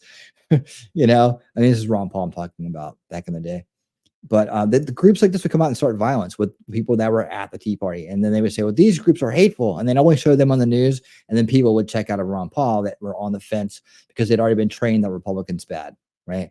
So when we're trying to convince them that the rhinos and the neocons that were there didn't really represent what Republicans stood for, and that there were real honest and constitutionally based Republicans out there, you could barely get them to listen to you, right? And that's what was a long fight to get people to realize that, the Bushes and the Clintons were best buddies, right? And that they called each other family. Well, families broke up over politics because of them.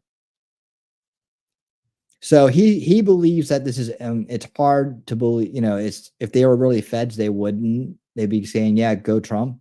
But again, the media will just leave that part out. They'll just show you the optics of what looks like, patriotic people, patriots, acting a fool. Give 7 answers to paint Trump as a specific type of a person, he wouldn't be presenting him as a Zionist, because he told that Trump supports Israel too much, right? He's not America first enough. He's split on Trump. Later on, I asked him, would you be voting for him? He says, I will not be voting for him. Okay. So think about that.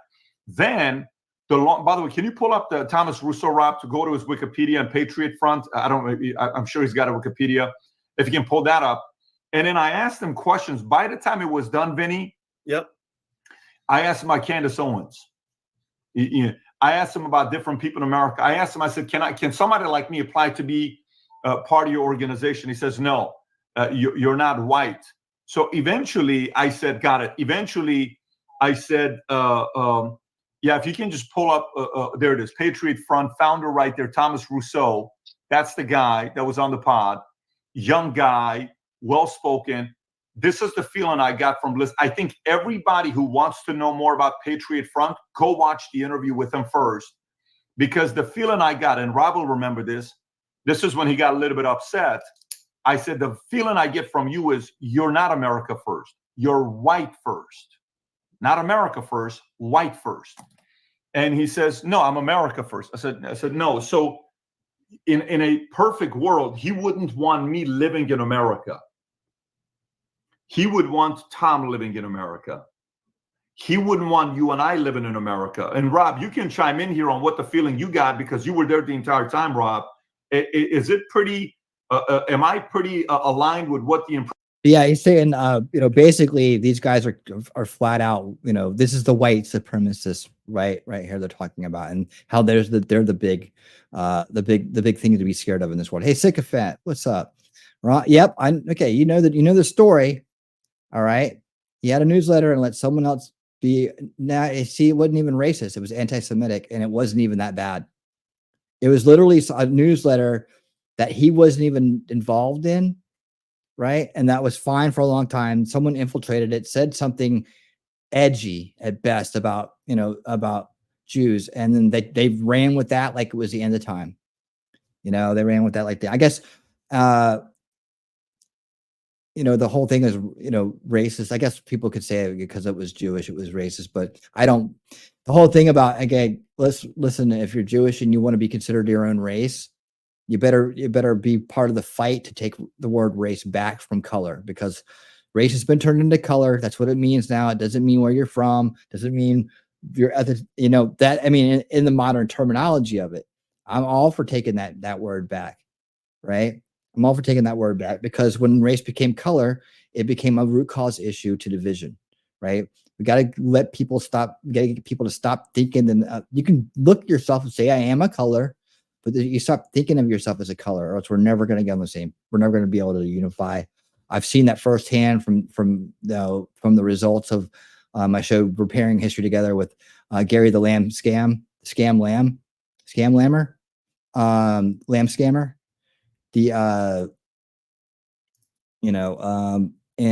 That's what I realized. That's what I learned from all that, is like, that at the end of the day. And I was told that by a group of people that were involved with that as well. At the end of the day, that's the big barrier between us. It's just that they've taught people into believing they're a color instead of a person. And just by the way, yep, nobody's forgotten. We're gonna get that money, Gary. You believe it? All right. Yeah. In case you guys didn't know, he still owes Shelly $2,000 for bailing him out. Making sure his family didn't end up on the street, and he paid her back by being a complete asshole. All right, so we're gonna get that money back. Don't you worry, we'll get it back. I think I'm gonna digress here. I'm not gonna digress. Nope. All right, let's keep it going. Nope, he still has it. Nope. If you ever run into him, remember, ask him where the money is. I mean, I want to release that song so bad. There's half part of me like, never mind. If he does it there, that's gonna become a full album. Let's get back to it. There's one more Ron Paul comment I wanted to address. Back when Ron Paul was running, we didn't have all this. People just accepted whatever the mainstream media fed them. Well, if you remember back in the Ron Paul days, that was the rise of Facebook. So a lot of the battles what happened on Facebook and in Facebook groups, and that's where my group was at, doing all the good work, trying to combat the establishment and the grifters at the same time. So we did have some reach, and it was starting to get out. In fact, Ron Paul was the first online grassroots candidate. And Bernie Sanders, Bernie Sanders learned everything he learned, and so did his supporters from Ron Paul and the Ron Paul Revolution. They were a little bit jealous of us. So they decided they needed their own type of Ron Paul guy, but they picked the communists instead. So But no, he's a social democrat. Yeah, okay. Okay. Or Democrat socialist or whatever. It doesn't matter. When you put socialist on it, it's over. It's over. There's no nice way to say socialist and have it work in America, because socialism is made to undo constitutionality. It is made to destroy a free republic. It is designed to do that in every way, shape, and form. There's no place for it. And it tends to, and policies with that at the root tend to subvert the Constitution, if not immediately, eventually. So yeah, we were the first one. Remember the money bombs? We had the money bombs. We did the online fundraisers, the Paul bots out there, the Paul bots always promoting. That's the way that we got people back into the idea of liberty. And that's what Ron Paul was able to do for us. Ron Paul had huge rallies, right? But he'd spin those rallies, he would talk about the corruption on the other side and the corruption in the media. He would talk about these things, but he also would spend a good majority of his time talking about the philosophy of liberty, getting people to understand where their freedoms and their rights come from again, things that should be taught in school that aren't, that need to be again. Like, most of us didn't grow up with an idea of what liberty and freedom were really about. We just figured the government had it under control because that's what we were told by our parents, and TV and politicians were boring. I didn't have any interest in that stuff. It wasn't until I got out in the world and started realizing how bad things were that I got interested in it. And then when I became a father, I went full on into, we got to fix things. I was already behind fixing things and getting things right and making it a fair system. But then I get, you take that next step into fatherhood and parenthood. It's a whole new game. So you got, it's a whole new game. But anyways, thank you for that. Let's continue on this. Impression we got from him for 2 hours, and tell me what your thoughts were. Yeah, 100%. He very odd. The answers that he gave, he was very cautious. He thought about every answer before he responded. He was very calculated. So it seems the people that you watch in these videos with the same dressed khaki pants and the pressed iron shirts and 30 of them getting out of the same U-Haul at the same time, it all seems very calculated, the same way he was very calculated in every single answer that he gave you. And by the way, Vinny, when I asked him, I said, have you ever read Mein Kampf? Mein Kampf is a book that Hitler wrote. I've read the book. I said, have you ever read the book Mein Kampf? He says, no. I said, why not? He says, because I don't need to. I don't need to study his history. I said, I think you kind of need to study what his history is. I said, what can you tell me about the KKK? I've never in my life heard somebody give such a eloquent, detailed breakdown of the KKK and about David Duke, about the founder of KKK. You should see how he broke it down. All right. David Duke is not the founder of the KKK. But I think we know what he meant as a leader, as a person highly involved in it. But he's not the founder. The Democratic Party founded it a long time ago. And again, like, why wouldn't they have that type of group still active, still working, and just going where they're needed to do what they got to do, right? Now they're a more subversive group. I mean, a more sneaky group.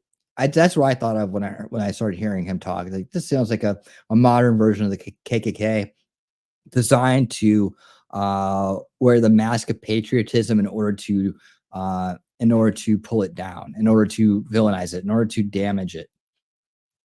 So the feeling was that he liked a lot of the stuff. Again, my opinion, he liked a lot of the stuff that the KKK and David Duke were doing. Maybe some areas not enough, maybe some missed opportunities, but he is going more in the direction of what David and KKK did, except they don't have guns, they don't have weapons, so they don't go in that direction of how they recruit their. They have shields and they have sticks, they have poles, they have weapons, they're ready to battle. People, unique guy, but my feeling from listening to him is everything that somebody who would have been presented as a pro-Trump MAGA, hired by the feds, acting, all this stuff. I didn't get those vibes from the guy. I may be wrong, but those are. I mean, it doesn't necessarily have to be hired by. That's the other thing. You don't, this day and age, you don't have to be hired. You can be handled. You can be handled. You can be handled from a distance, right? They could. I mean, they've already been damaged to the point where they have these belief systems, right? And they've bought into these false narratives, and they've bought into this very damaged worldview, right? So they don't need to be bought and paid for. They can have feds mixed in the group. This guy could just be one of these, very motivated kids who went out there to and they're like, okay, this guy's perfect. He fits the archetype we're looking for. Let's make him successful. And he wouldn't even understand why he's successful. He'll think it's him the entire time. Wow, look at all these people joining my group. Wow, well, we love you, what you're saying, dude. You're really something special. Oh, yeah. We're gonna do it, guys. We're gonna do it. Right. And they could just boost him up. He'd never know. His head's so far up his ass. He'd never know. He's not sophisticated enough to understand. Look, he just said, he doesn't read, he doesn't need to. He knows everything. So he's the perfect mark. He's the perfect mark to be the perfect goat to lead people astray, right?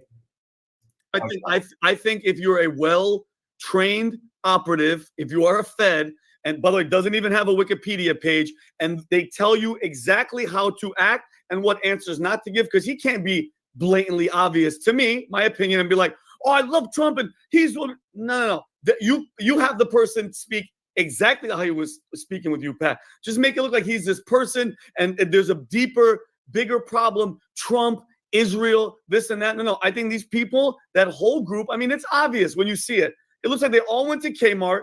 They all got the same size khaki, same shirts. When they demasked one of these guys, Pat, I've never seen somebody try to cover up his face. They're all cleanly shaven. They all look like feds. And I think the mission is deeper. I think the mission is, if the left can't get what they want, they're going to have civil unrest, racial wars in the streets. They're already testing it. What these guys just randomly keep civil unrest, I see. The civil unrest, I see that as a possibility. I asked him about the mask, and he gave the answer about the mask. Is many of these guys that are working, they have careers. They don't want to ruin their careers. I'm like, how many of the people that you hire, what is your hire process? We went on his website, went through every single question they asked before they recruit people, and we broke it down. Why is that important to you? Who do you not hire? What is the typical background process? How many of the people that work for you were former feds? How many were former FBI? All these questions were asked from him. And I said, are these names public? Can people know who part of your members are and who is part of your community? And, have you read the manifesto and the update? Anyways, there's a whole structure on how these guys do it. We'll see what's going to happen. The civil unrest, I fully agree. So there's a movie coming out this summer. Everybody's looking forward to. It's the Ronald Reagan movie, played by Dennis Quaid. How did that get in there? Oh, is a little ad. Just jumps right into the ad, doesn't it? Is that the end of it? Okay, it was just a clip. All right. I'd like to see more about that. All right. So you guys want to take a look at it? I hate going to this website like that, but we should probably take a look at it, shouldn't we? Let's take a look at it. So that was just part of it. Let me see if Bet has anything. I keep wanting to call him Bet Davis. Why does he have attached to his name? Okay. Let me see. Let me see. They have a part 2 to this. The fourth turning. Let's see a second. Let's see. Give me 1 second, guys. I'm just scanning here.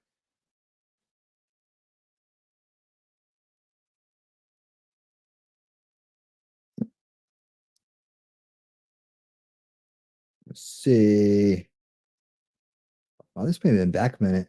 How long ago this? Oh, God. I just put out a lot of content. That's why.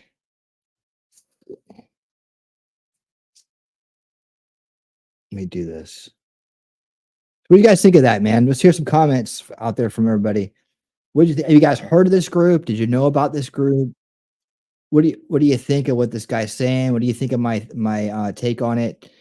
Are these guys spun up? What's their goal? Is their goal to become a white, try to take over and promote white supremacy? Are these the guys that everybody's talking about? What do you guys think?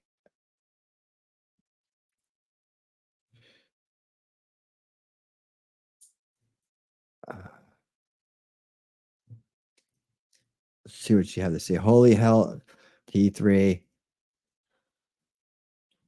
Why are we talking about Captain Have Fun? Let's talk about what the content is. What did you think of the content, Suzanne? What did you guys think? Let's see. I really want to hear your opinions. Really want to hear them.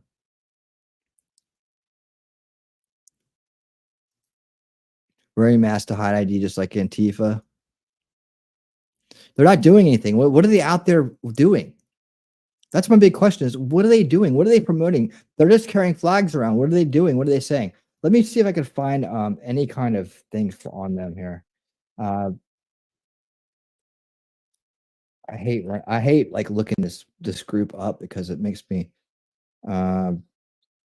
okay, let's see what the mainstream media says about this guy. Let's see how they present it to their base, right? Let's see how they want everybody in the first veil to think about these guys and what they do. Let's see if they give us any safe haven, or they go mush us in with them. Let's see. We have new details tonight about the arrest of 31 men with suspected ties to a white nationalist group and who law enforcement officials had said planned to riot at a pride event in northern Idaho over the weekend. Police chief there says he and others in his agency are now receiving death threats. Sarah Seidner's in Idaho with the latest.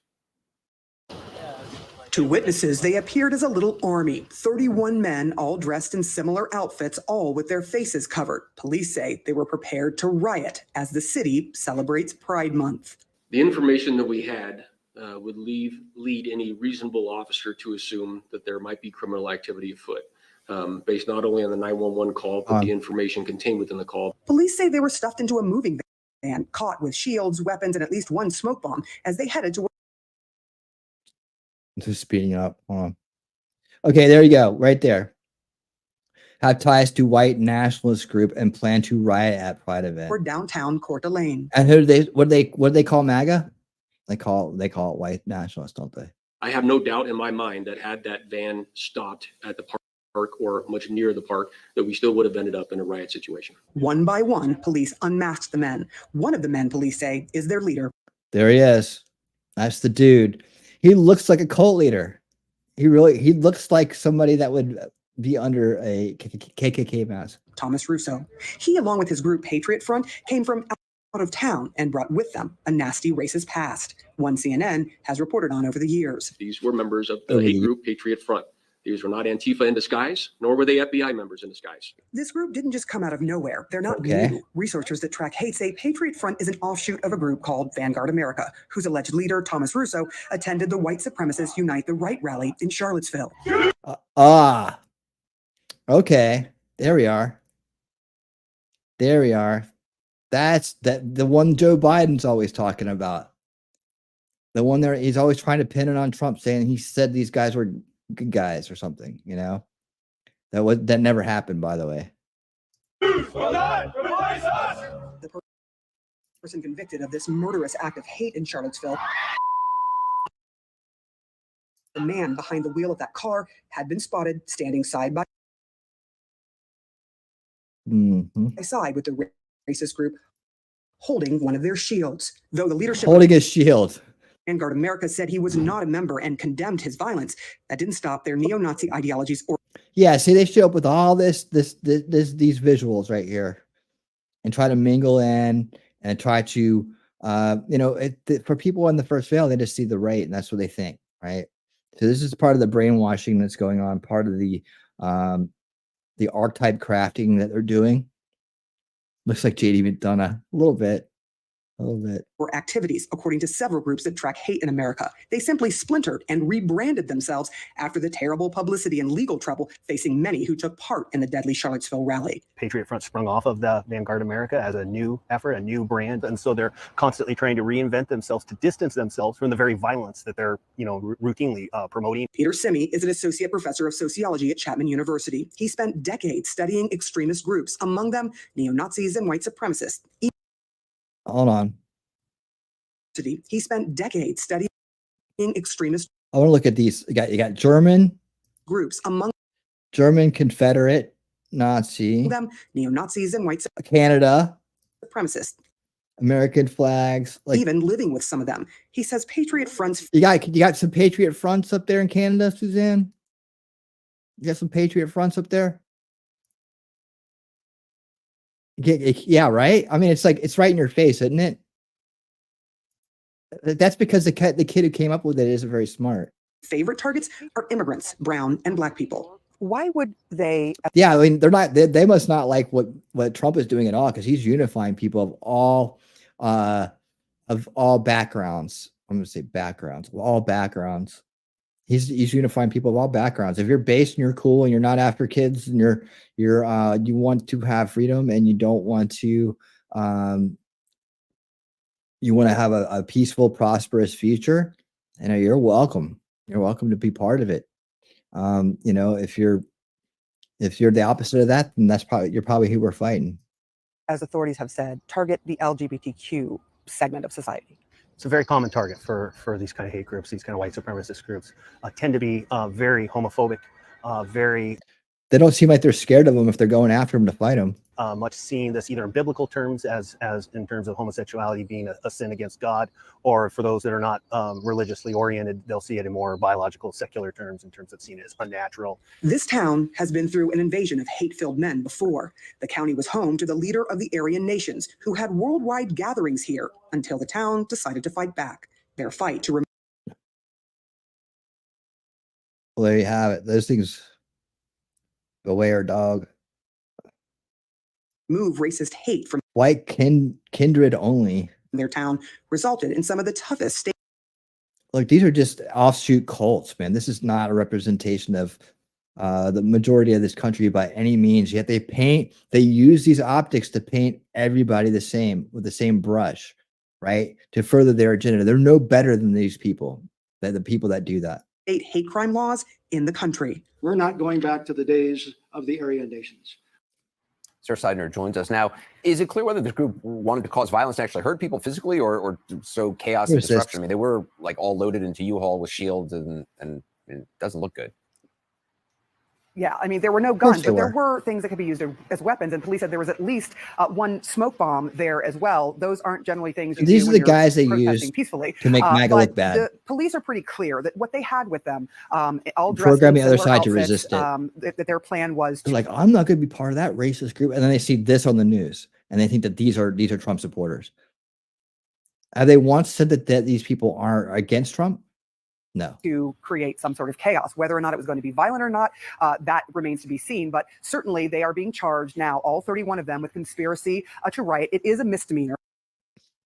What's that say? Conquerors, not thieves. We did try to reach out. None of them had attorneys on file.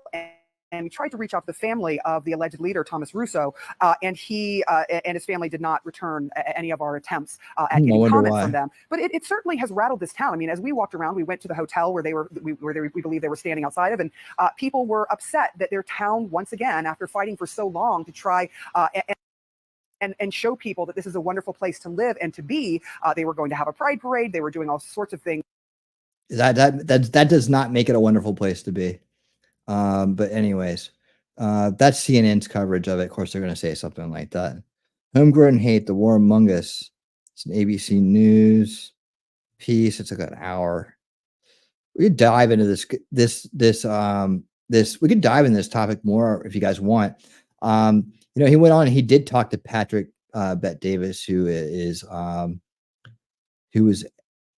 what is he? Is he Arab? So, I mean, he did talk to somebody that wasn't white, so I guess he's okay with that. The interview with him and Patrick Bet Davis is like 2 hours long. So I would want to know the crowd wants that if I was going to put 2 hours into that and, stream for 2 hours talking about it. Iranian, that makes sense, Furby. Thank you. Thank you. I believe you're right. Yeah, so he didn't have a problem talking to an Iranian for 2 hours, evidently. I guess he thought it was worth it. So yeah, these guys, obviously that's the Charlottesville people, right? And the Charlottesville people splintered off and given themselves a new name that totally calls out what they are. And they said, well, the cop that was at the podium said they weren't feds undercover. Blah, blah, blah. You don't know. You don't know. I mean, there's things called Fed informants, right? So That's remember talked about that. And we talked about that how they use Fed informants who are people who have been busted criminals, right? To then go after and create patsies. So they put them on. They say you either get locked up and go to a federal prison where you won't last very long, or you come to work for us and do what we say. And then they use them to get into groups like this, or to propagate conspiracy grifts, or they use them to do go after people to create patsies, like in Michigan for the Whitmer Fednapping hoax, which is being exposed in the Radix Verum documentary. And if that ever gets made, we'll get to see it. If it ever gets, I guess it will get finished. It will get made. It's just a matter of time. But that'll be hopefully highlighted more in there, because she's the one who really exposed the database, which is awesome. And and how it's related to January 6th. So all these little ops, these psyops that are going on. It's not just the mainstream media.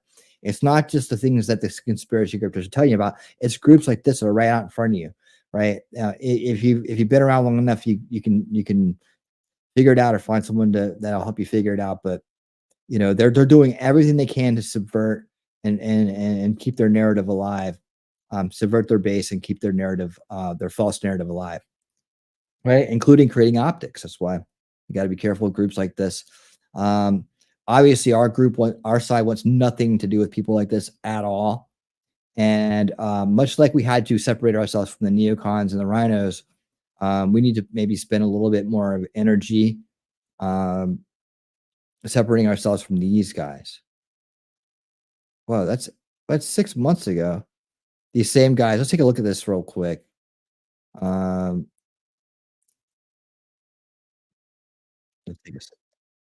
Let's take a look at this. We're just gonna take a look at them just to kind of understand what their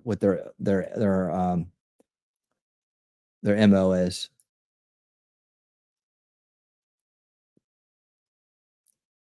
I'm just really just studying and analyzing.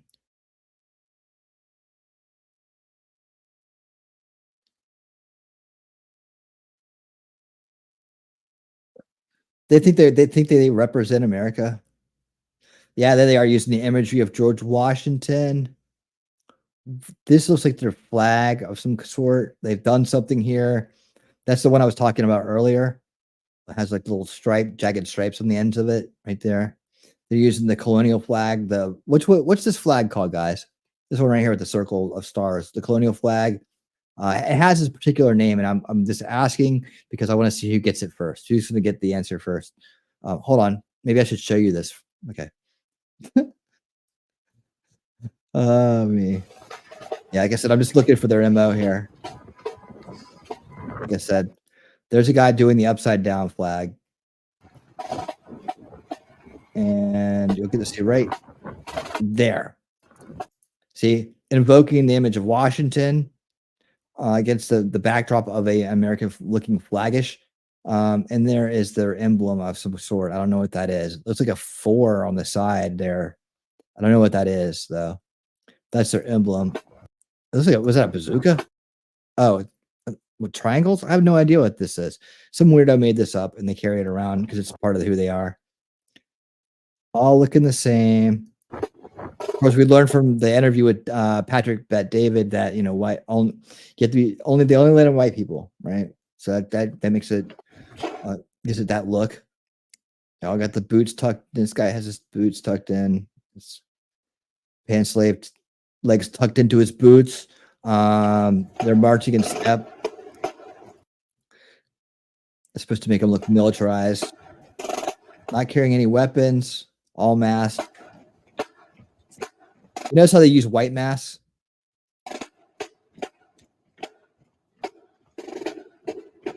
And there they are, the Wiener Patrol. And I guess they're all heading home to blow each other now. Yeah, so there you go. That's what that looks like. That's marching around the World Trade Center from 6 months ago. So yeah, that's when you hear alt-right, when you hear the very fine people lie, this is the group they're talking about. And these are the people that are trying to Make sure that people on the other side never escape the establishment, because they are the deterrent. Don't, if you go, let's say if you're on the right, then you're with these guys. That's what they tell you. That's what they tell them. And even in that one news article, I mean, the mainstream media news piece that we watched with CIA Cooper and the other, they didn't ever want to say that these are people that are not even part of MAGA. They don't support Trump. They never said that. They want you to believe it. They want you to see, because we have American flags and they have American flags and of a different sort and flown a different way, that they are somehow part of us, that they represent us. They do not. Denounce these guys at every turn. Call out their little weirdo leader, David Duke Jr. What's his name? Russo. What's his name? Hold on, let me get it right. See, he's so unimportant that I had already forgotten his name. This guy. Where's he at? Where's his leader? Where's the leader? This guy.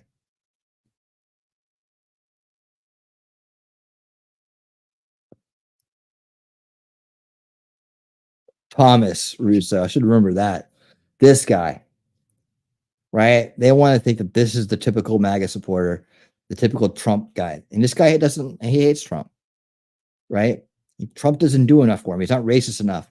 He's not racist. He doesn't like him. He's not racist. You know, he wants to help. He doesn't want to go and attack Israel, right? He supports Israel, so he hates Trump, because Israel is where the Jews are.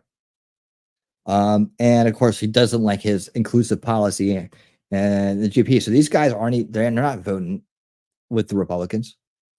They're not voting with the public. They're not at all. They won't vote at all, or they'll probably vote for the other side just to spite. Probably a bunch of spite voters, you know. And they'll vote the other side just for accelerational purposes, right? So probably a lot of accelerationists in this group too, as well, that just want to see the complete collapse of our country. And there's a lot of people out there. You got to ask yourself, if you're listening to somebody right now out there, another channel, not mine, of course, but on another channel who's telling you not to vote for Trump, to check out, to not do anything, right? And then it doesn't matter. They very well could be an accelerationist. Like, they want the collapse because they believe in the collapse. They're going to be able to reform this perfect society. I'm going to tell you what's going to happen if we collapse. Other countries will invade and take our land, and we will have nothing, and we will be lucky to even be their slaves.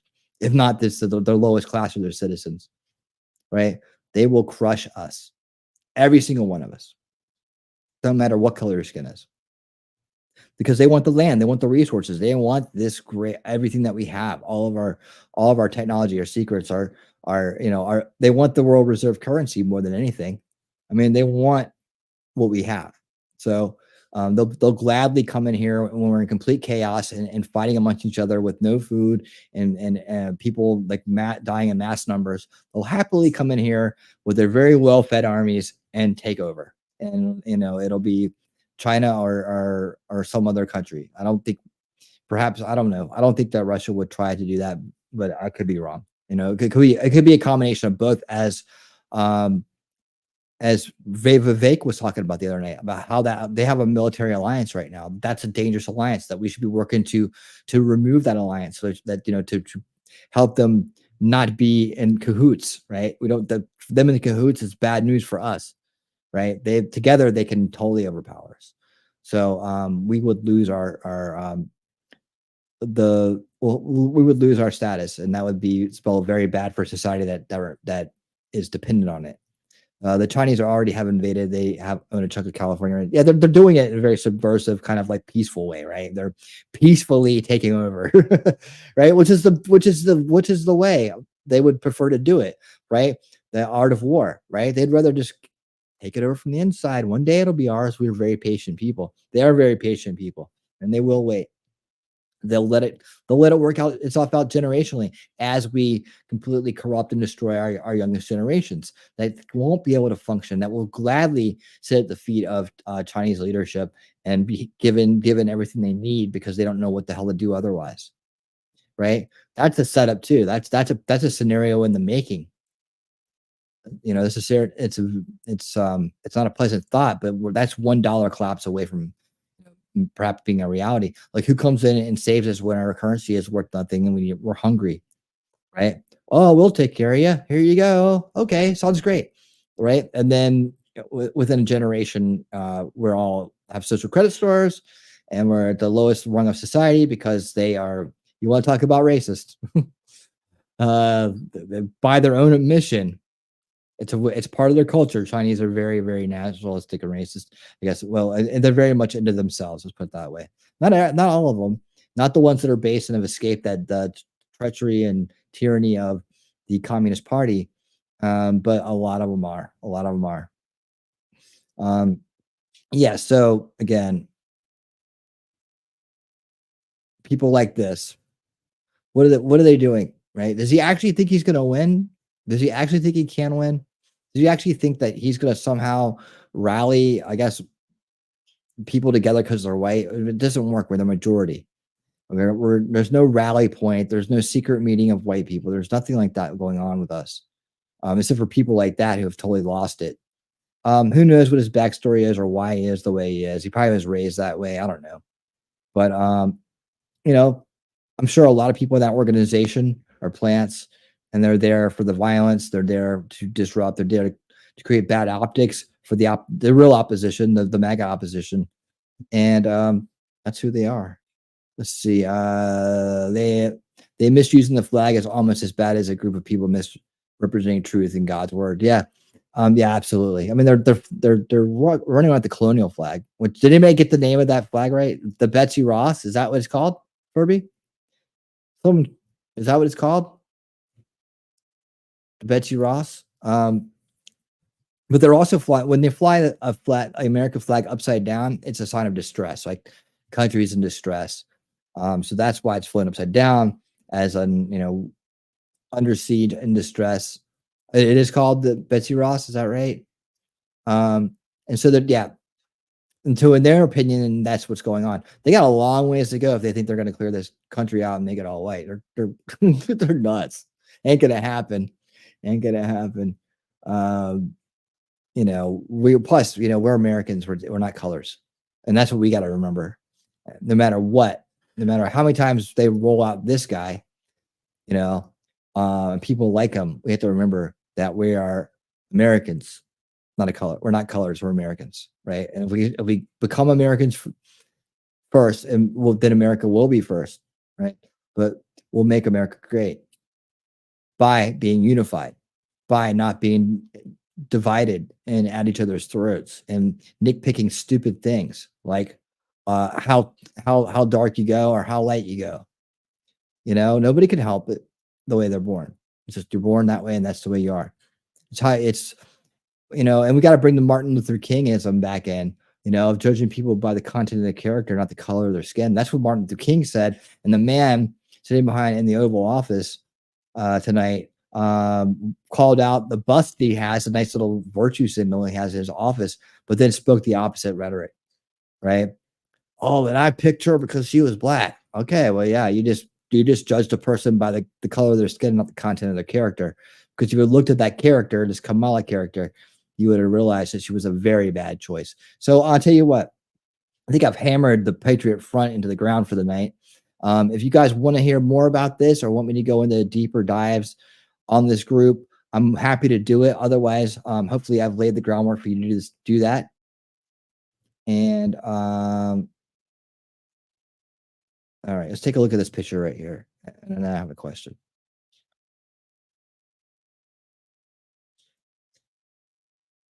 All right, picture's worth 1,000 words.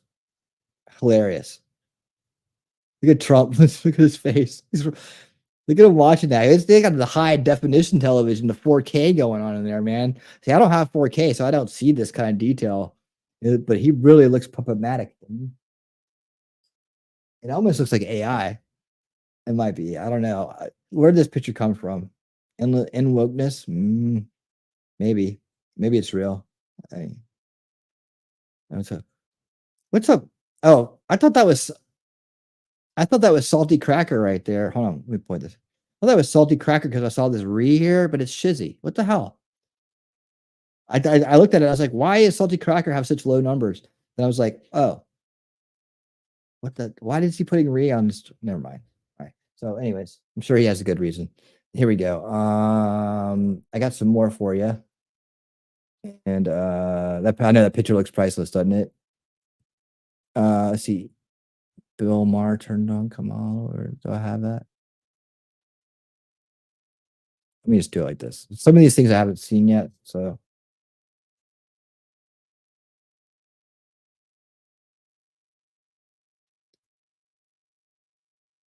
Woman president, first. Harris would be the first woman president, first black woman president, and first. Really? I mean, of course he's going to say this, but I would not. I mean, Asian president. But I don't vote for who will be the first. I vote for who will win. And for whatever reason, Harris has never been popular. You can count the number of delegates she won in the 2020 primaries on one hand, as long as that hand has no fingers. That didn't make it better. All right. Let's see. Yeah, we know she can't win. We know she can't win. All right, let me do this and this. Actually, let me do that. Yeah, I'll tell you what. I was thinking this the other day. I was like, they should really the Indian women in the world that in America should come out and really raise hell about the fact that they're not calling her Indian. I really think they should, just to juxtapose it. I bet you the black folks will be like, you can have her. You can have her. What's this? Breaking news from. All right, let's read this together.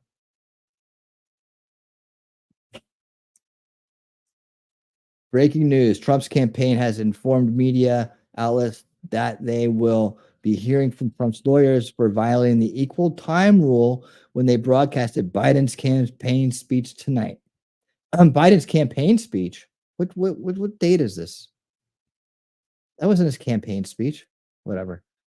Every single network that televised this. Is it a campaign speech? Why is it counted as a campaign speech? He's not in the race.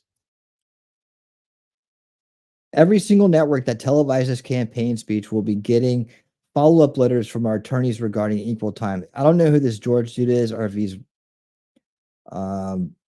credible. We're just reading.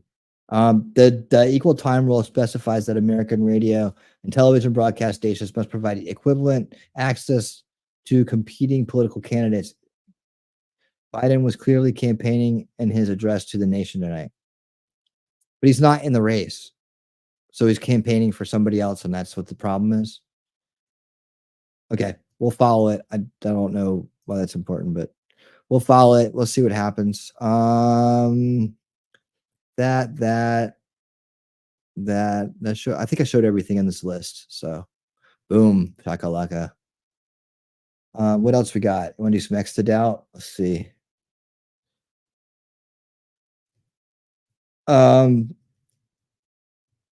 Okay, so if you guys didn't know, there's some chaos going on at the Capitol. They took down our flag and they burned it. Let's see, where is this exactly at? And they raised the Palestinian flag over top. What's going on? I mean, even if you support, why would you? Of course. Look at these. Dude. Yeah, it's not pretty to watch. It's inciting to watch this. But this is allowed, right? This is America. If somehow this is allowed, this is quote unquote free speech. Who are they burning? Oh, that Netanyahu? Where is this at though? Like God, people are so dumb. Unfolding. Let me see. U.S. station. See, moments ago at Union Station in D.C. Okay, that was at Union Station. All right.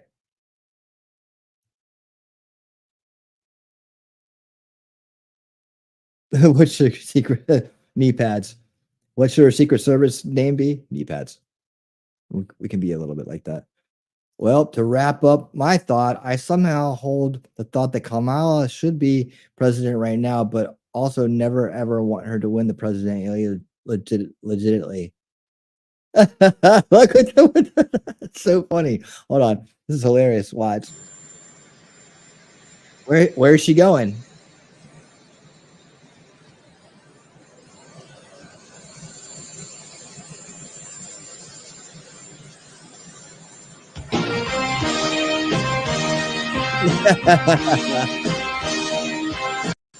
Hilarious. All right. We'll just continue. Breaking: Mitt Romney tells reporters today that he will not be voting for Donald Trump. What a surprise, you rhino. Can we please vote this guy out, Utah? Please, can we get rid of this guy? Is he gone yet? I mean, do you guys notice how many all the neocons are gone? That's what I'm saying. The Republican convention was awesome because all the neocons were gone. And there was no Romneys there. There were no there was, I saw McConnell there, I think I saw Graham McConnell. They still think they got us all fooled, but they'll be gone soon. Yeah, I mean, that's what I'm saying. We didn't have to put up with any of that stuff, hear from idiots like that. This guy has no voice now. You might as well go back to the Democrat Party where you want to be. All right, just go over there and just try. You can get a job with them. They love you. The propaganda machine is working overtime. Let's hear what this has. What's this? Hey. Why does everybody have white coats on and blue skirts? Is this like the communist front? I mean, what is this? Woke front? Do we have to have matching uniforms these days? People here can be very excited to see you. Look at that. Yeah, we're in big trouble. Look at the wheelchair brigade they got going on here. What is this? Viva just says that the propaganda machine's working. Do you guys want me to cover the Netanyahu speech? I mean, how long is it? I saw someone else say that it's being covered. Nope, that'll never happen. Donald Trump supporters flipping to Kamala Harris new poll. No. Newsweek. No. No. What is that? Is that the Liberty Bell? Oh, is that our Liberty Bell? Or is that a replica? The real one's not out on display, right? That's not the real Liberty Bell. They don't have the real Liberty Bell out in public, do they? I hope not. Freaking mind control. Oh, the good old days of WWE. That's a cat. That looks like mine. Yep, that's what they do. That's what they do. They love to roll in their bellies. Black cats love to roll in their bellies. I don't know why. Let's see. Is this funny? I'd like to thank our great Vice President Kamala Harris. She's experienced. She's tough. She's capable. She's been an incredible partner. I guess same thing. We've already heard it.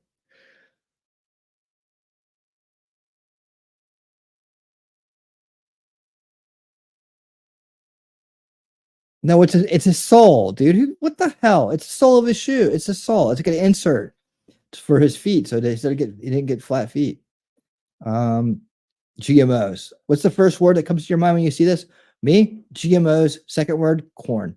All right. Caption this. What am I looking at?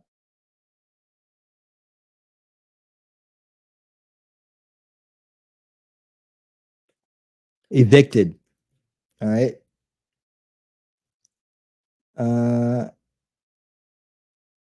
Be honest. How would you feel if this waitress came to your table?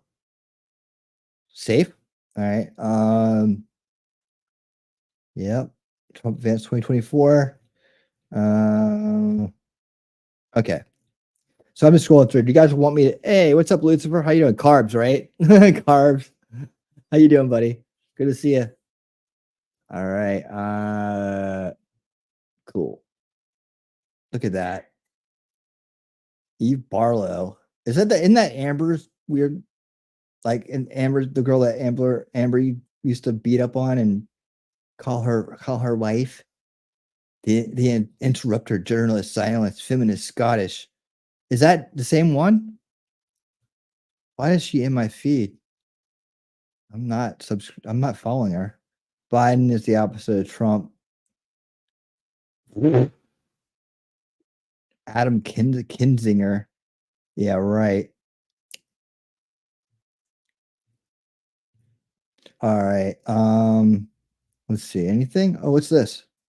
Much electricity. You know this. Do you know we need twice as much electricity as we currently have in our country for AI, but the environmentalists won't let you produce it? They want wind. The wind is blowing today. The whole thing is the most expensive hoax in the world. The wind, it kills our birds. You know this. Do you know we need twice as much electricity as we currently? I already said knee pads. Knee pads. All right, so this is some repeats going on here.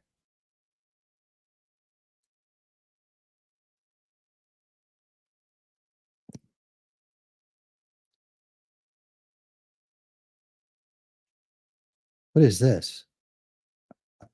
Oh, yeah. Okay, here you go. Here you go. Here's someone who is proud to be liberal and woke, right? This, yeah. This guy. WTAM 1100 Cleveland. He's got his own radio show, right? This is what he says. Now look at this crowd. No Confederate flags, no obscene posters or t-shirts, no messages of hate, no one asking others to get out of the country, saying intelligent people, uh-huh. No, they just want your kids. They just want your kids. But yeah, see what he went to first? He went to no Confederate flags. That's what he went to first. Do MAGA people bring that stuff out and wave it around and to display like the KKK did? Oh, it's those guys. Look at this. That's pretty cool. It's oh yeah, that's copyright. Oh well, we kind of know what's going on there, don't we? I don't know what this is. Beware of your surroundings. Nope. Usually those would get pretty gory pretty fast. Yep, so do those. Is this the one we listened to? Brewing in the America First movement among fellow conservatives. And the rift is this between what I call the protectionist or economic nationalist wing of our movement and the civic nationalist wing of our movement. And I think that there's a lot of overlap in reject.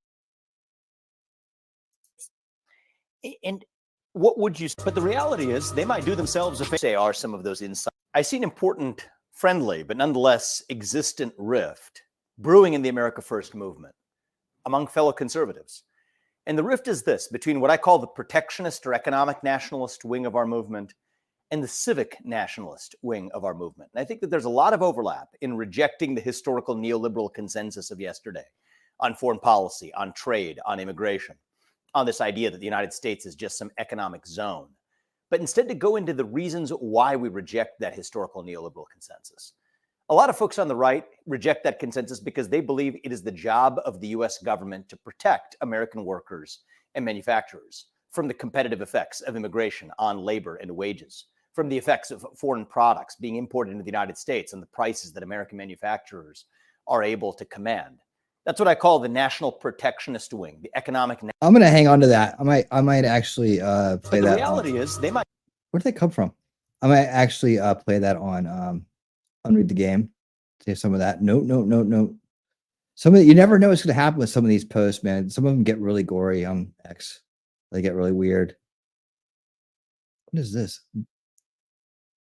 Oh, don't need to see that. Don't need to see that guy. That guy's the biggest. Let's see, Act Blue Mole, our insider. Let's see what secret meeting at a Boston hotel. Well, 4 hours. We went to it. The meeting took place at a high-end hotel called the Colonnade, so we checked into a room. The first thing I did was strike up a few conversations with Act Blue staffers. I told them I was a friendly donor, and I didn't mind if the organization used my name and address to launder money into candidate coffers. I'm a supporter. I'm a donor to you guys. I gave you $500. So Sweet. yeah, Cool. yeah. You can use my grandmother too. You can use her name if you want. That's cool. You remember our stories from earlier this year about Act Blue's fundraising practices. We found a handful of donors who gave small amounts to Act Blue, but when Act Blue reported the donations to the Federal Elections Commission, something didn't add up. We wanted some answers. We spoke to Nancy Duden, the retiree from Maryland, who said she only donated a couple of $100 to Act Blue since January. How much does Act Blue claim she has donated this year? More than $16,000. Nancy wasn't the only seemingly unaware retiree being used to mask these donations. Garland Riggs, an older gentleman who lives outside of Washington, D.C., says there's no way he's given Act Blue $230,000. You guys remember this?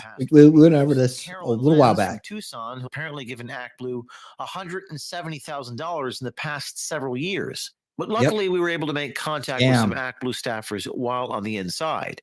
One staffer told me to talk to her communications director. Hi. You with Act Blue? Yeah. Hi, I'm James. Hi. Nice to meet you. I'm Kathleen. James O'Keefe. Okay. Do you know who I am? We did a story in March about Act Blue, and we were giving thousands of contributions to different people and different names. Yeah, sorry, I can't. How do you explain that to people? I can't speak to that. How do you explain that to people who Above my pay grade, above your so- pay grade? But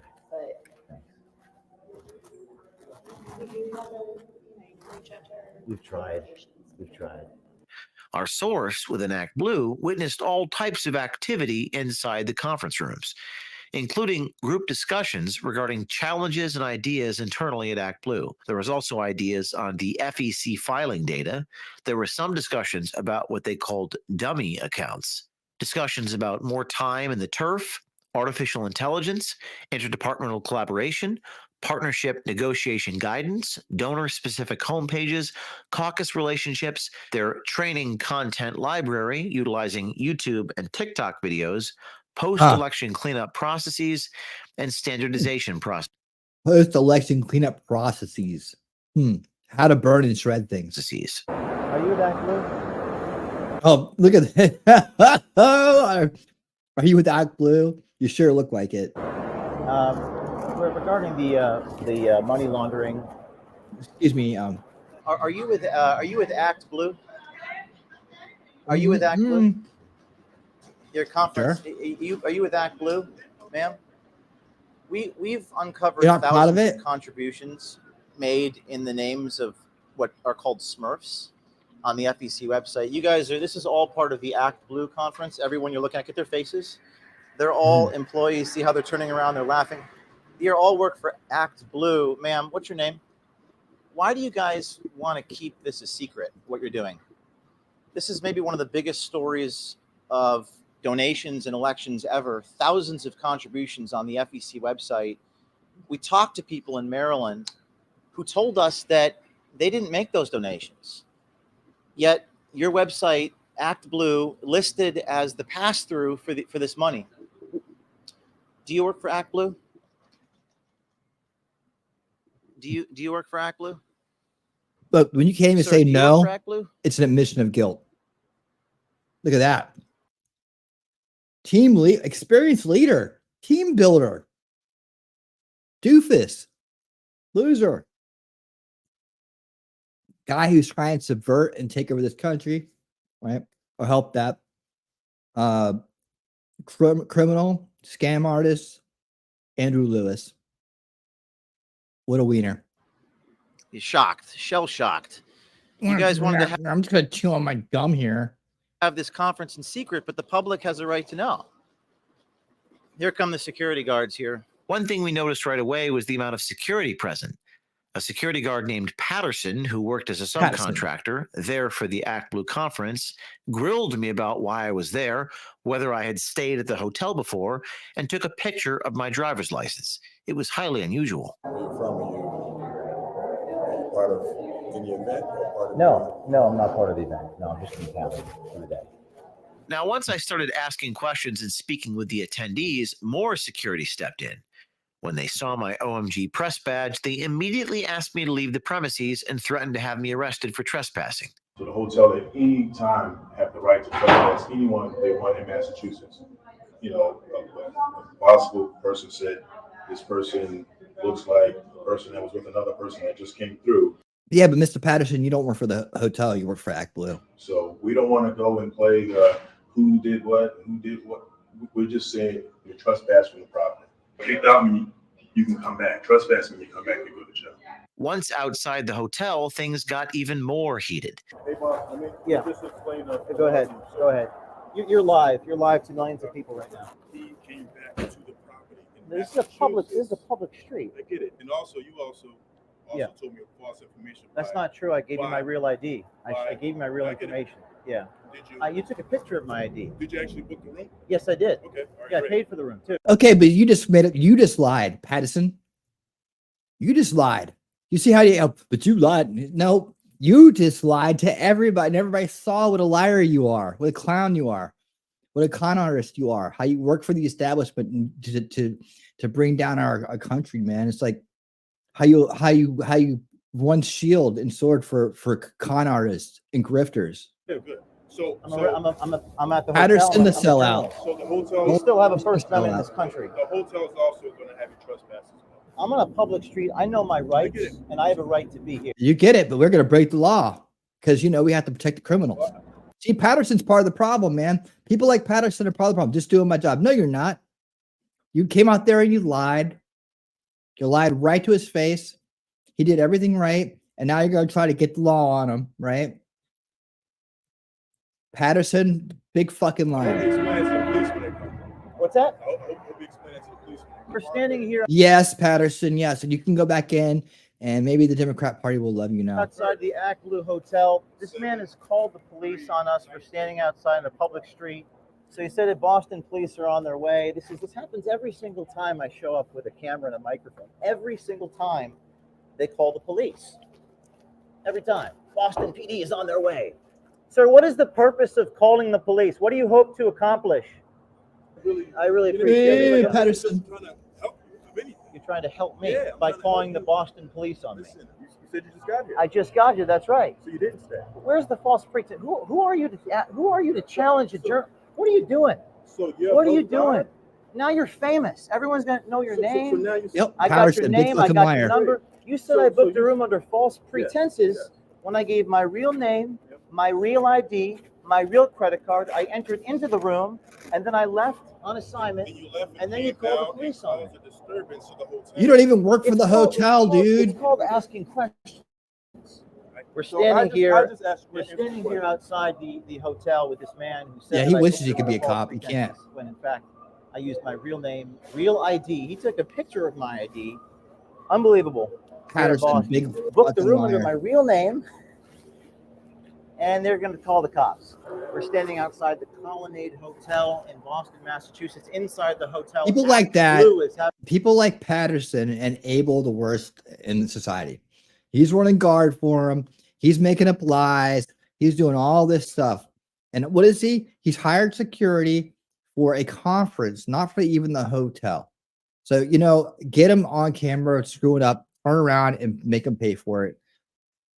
Make him pay for it. having a secret convention. We were tipped off about it. We showed up to ask questions, and they're trying to say that we're trespassing here in the street. Here come the police officers. Here come the officer. Hello, How officers. this goes. Hi.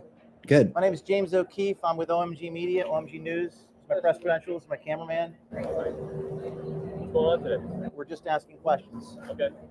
So we were informed that you guys' rooms were canceled in this hotel. We booked the room in my name, and then I left. I was never asked to leave.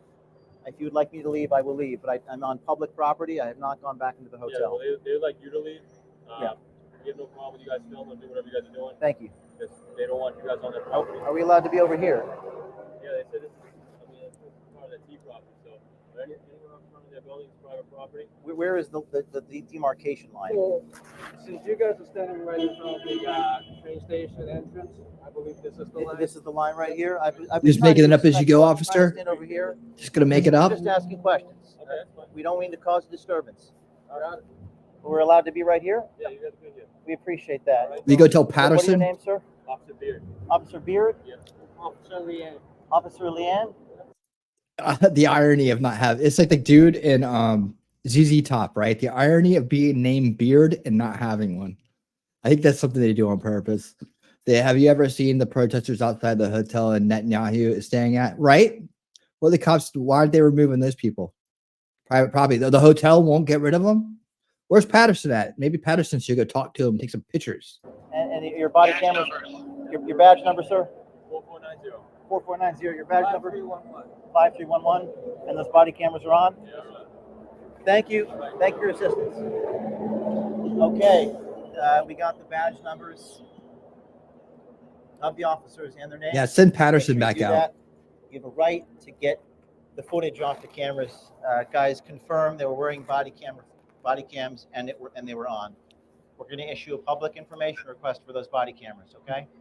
This is James O'Keefe in Boston, Massachusetts, outside the Colonnade Hotel, reporting from Boston. This is James O'Keefe with OMG. You could help OMG get to the bottom. Cool. Oh, I'm glad we found that. How are we doing here on? Yeah. All right. Let's see what he said. The Watergate. He's at the Watergate Hotel. They threw maggots and bugs all over the conference room he was going to be meeting in.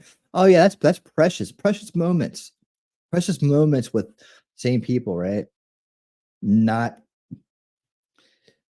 Oh, goodness gracious.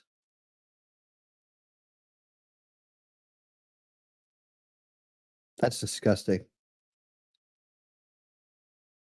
I'm looking at some ladies like, I don't know, it's like they I don't know what they did. They like poked a hole in her head and a bunch of blood came out. What happened to O'Keefe? Nothing. This guy named Patterson was giving him a hard time.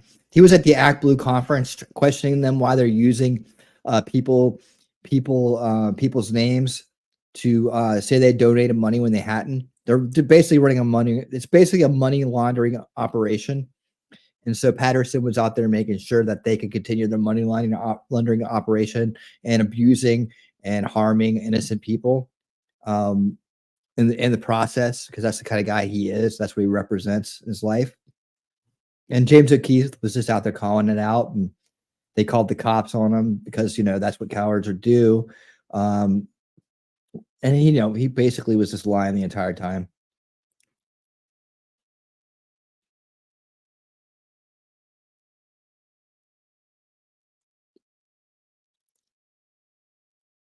Nice. Justice. Sorry, I'm getting trapped in the extreme here. There's some things I'd like to show you, but I can't because of YouTube. But yeah, like I said, every other post you got to be careful, like with a video. There's this girl picking on this other girl that didn't want anything to do with it. She kicked her, and then she got in some guy's face, and the guy just leveled her. That's what you get for being a bully.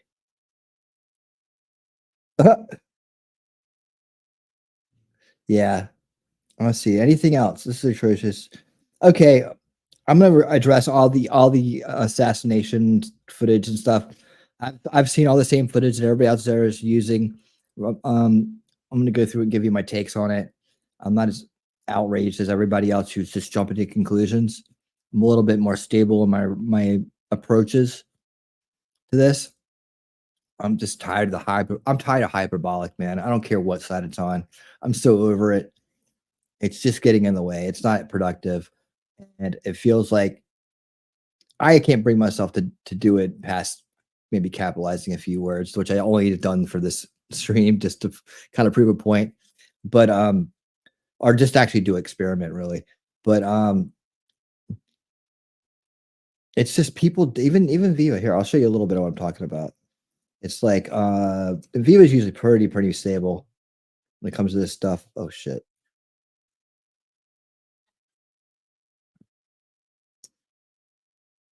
Oh God, someone's talking about freaking Georgia Guidestones.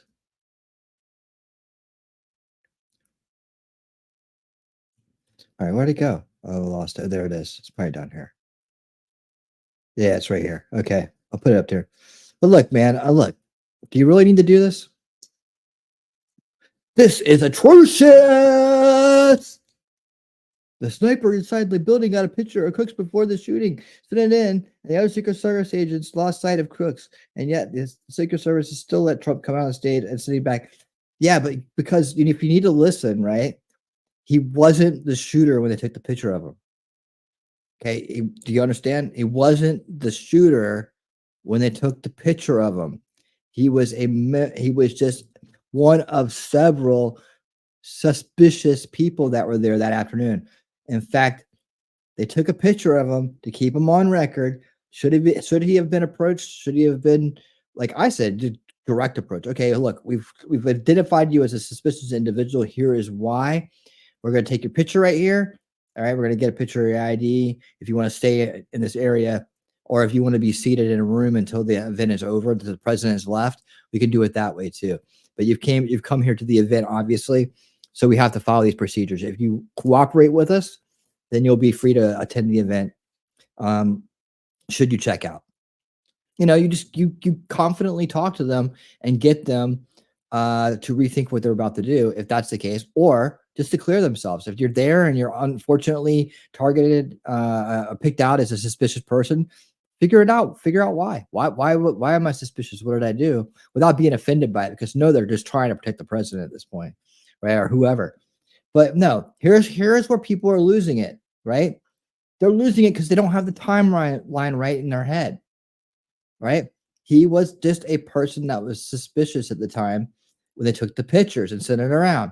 Yet they still let Trump go on stage and anybody else go on stage every rally with people that have had their picture taken who are deemed suspicious. Okay, so if you want to wait and just pull all suspicious people out of the room, it may be you next time, Viva. Well, what do you mean? Look at your hair. You look wild. You look crazy. You look suspicious. What's a man doing there with this wild, crazy hair? Right? I mean, they could pick any reason they want, but that's the problem. It's like, this is why you don't overreact. This was a day ago, and he's had a day to pull this down. But no, I mean, I love Viva. You guys know I love Viva. But I'm gonna push back on anything I see as bullshit. And it's bullshit to say this is atrocious when it's like, seriously, you could have thought of a better thing to say that to. I don't see why it's atrocious. Now, we watched all the hearings and stuff. There's plenty to be outraged about. Plenty. And there's definitely lack of communication breakdown, yes. Procedural breakdown, yes. A lack of well-trained agents, yes.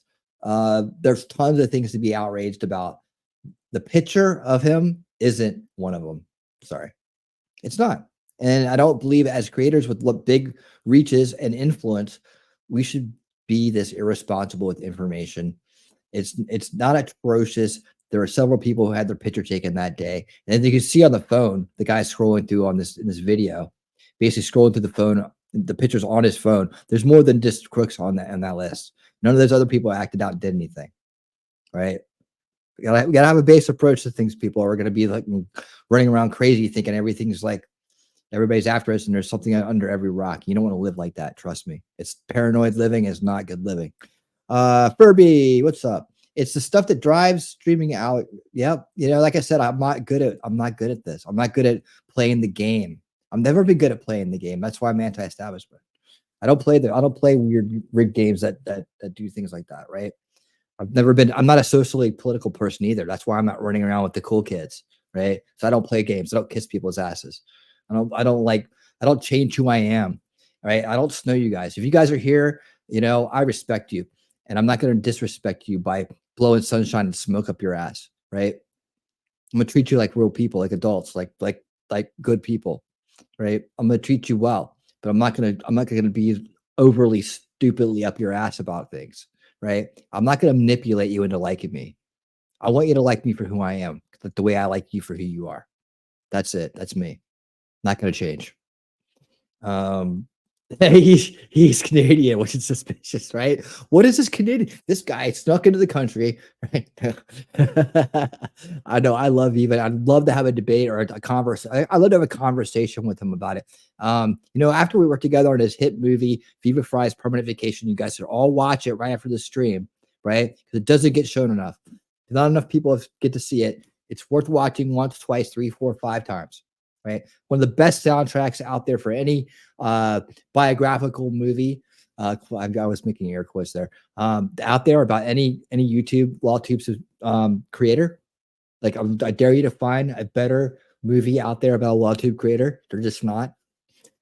And the best soundtrack. Every band on, except for the one at the guy at the end. Almost 100% Canadian music that you're gonna love. Somebody throw that link out there.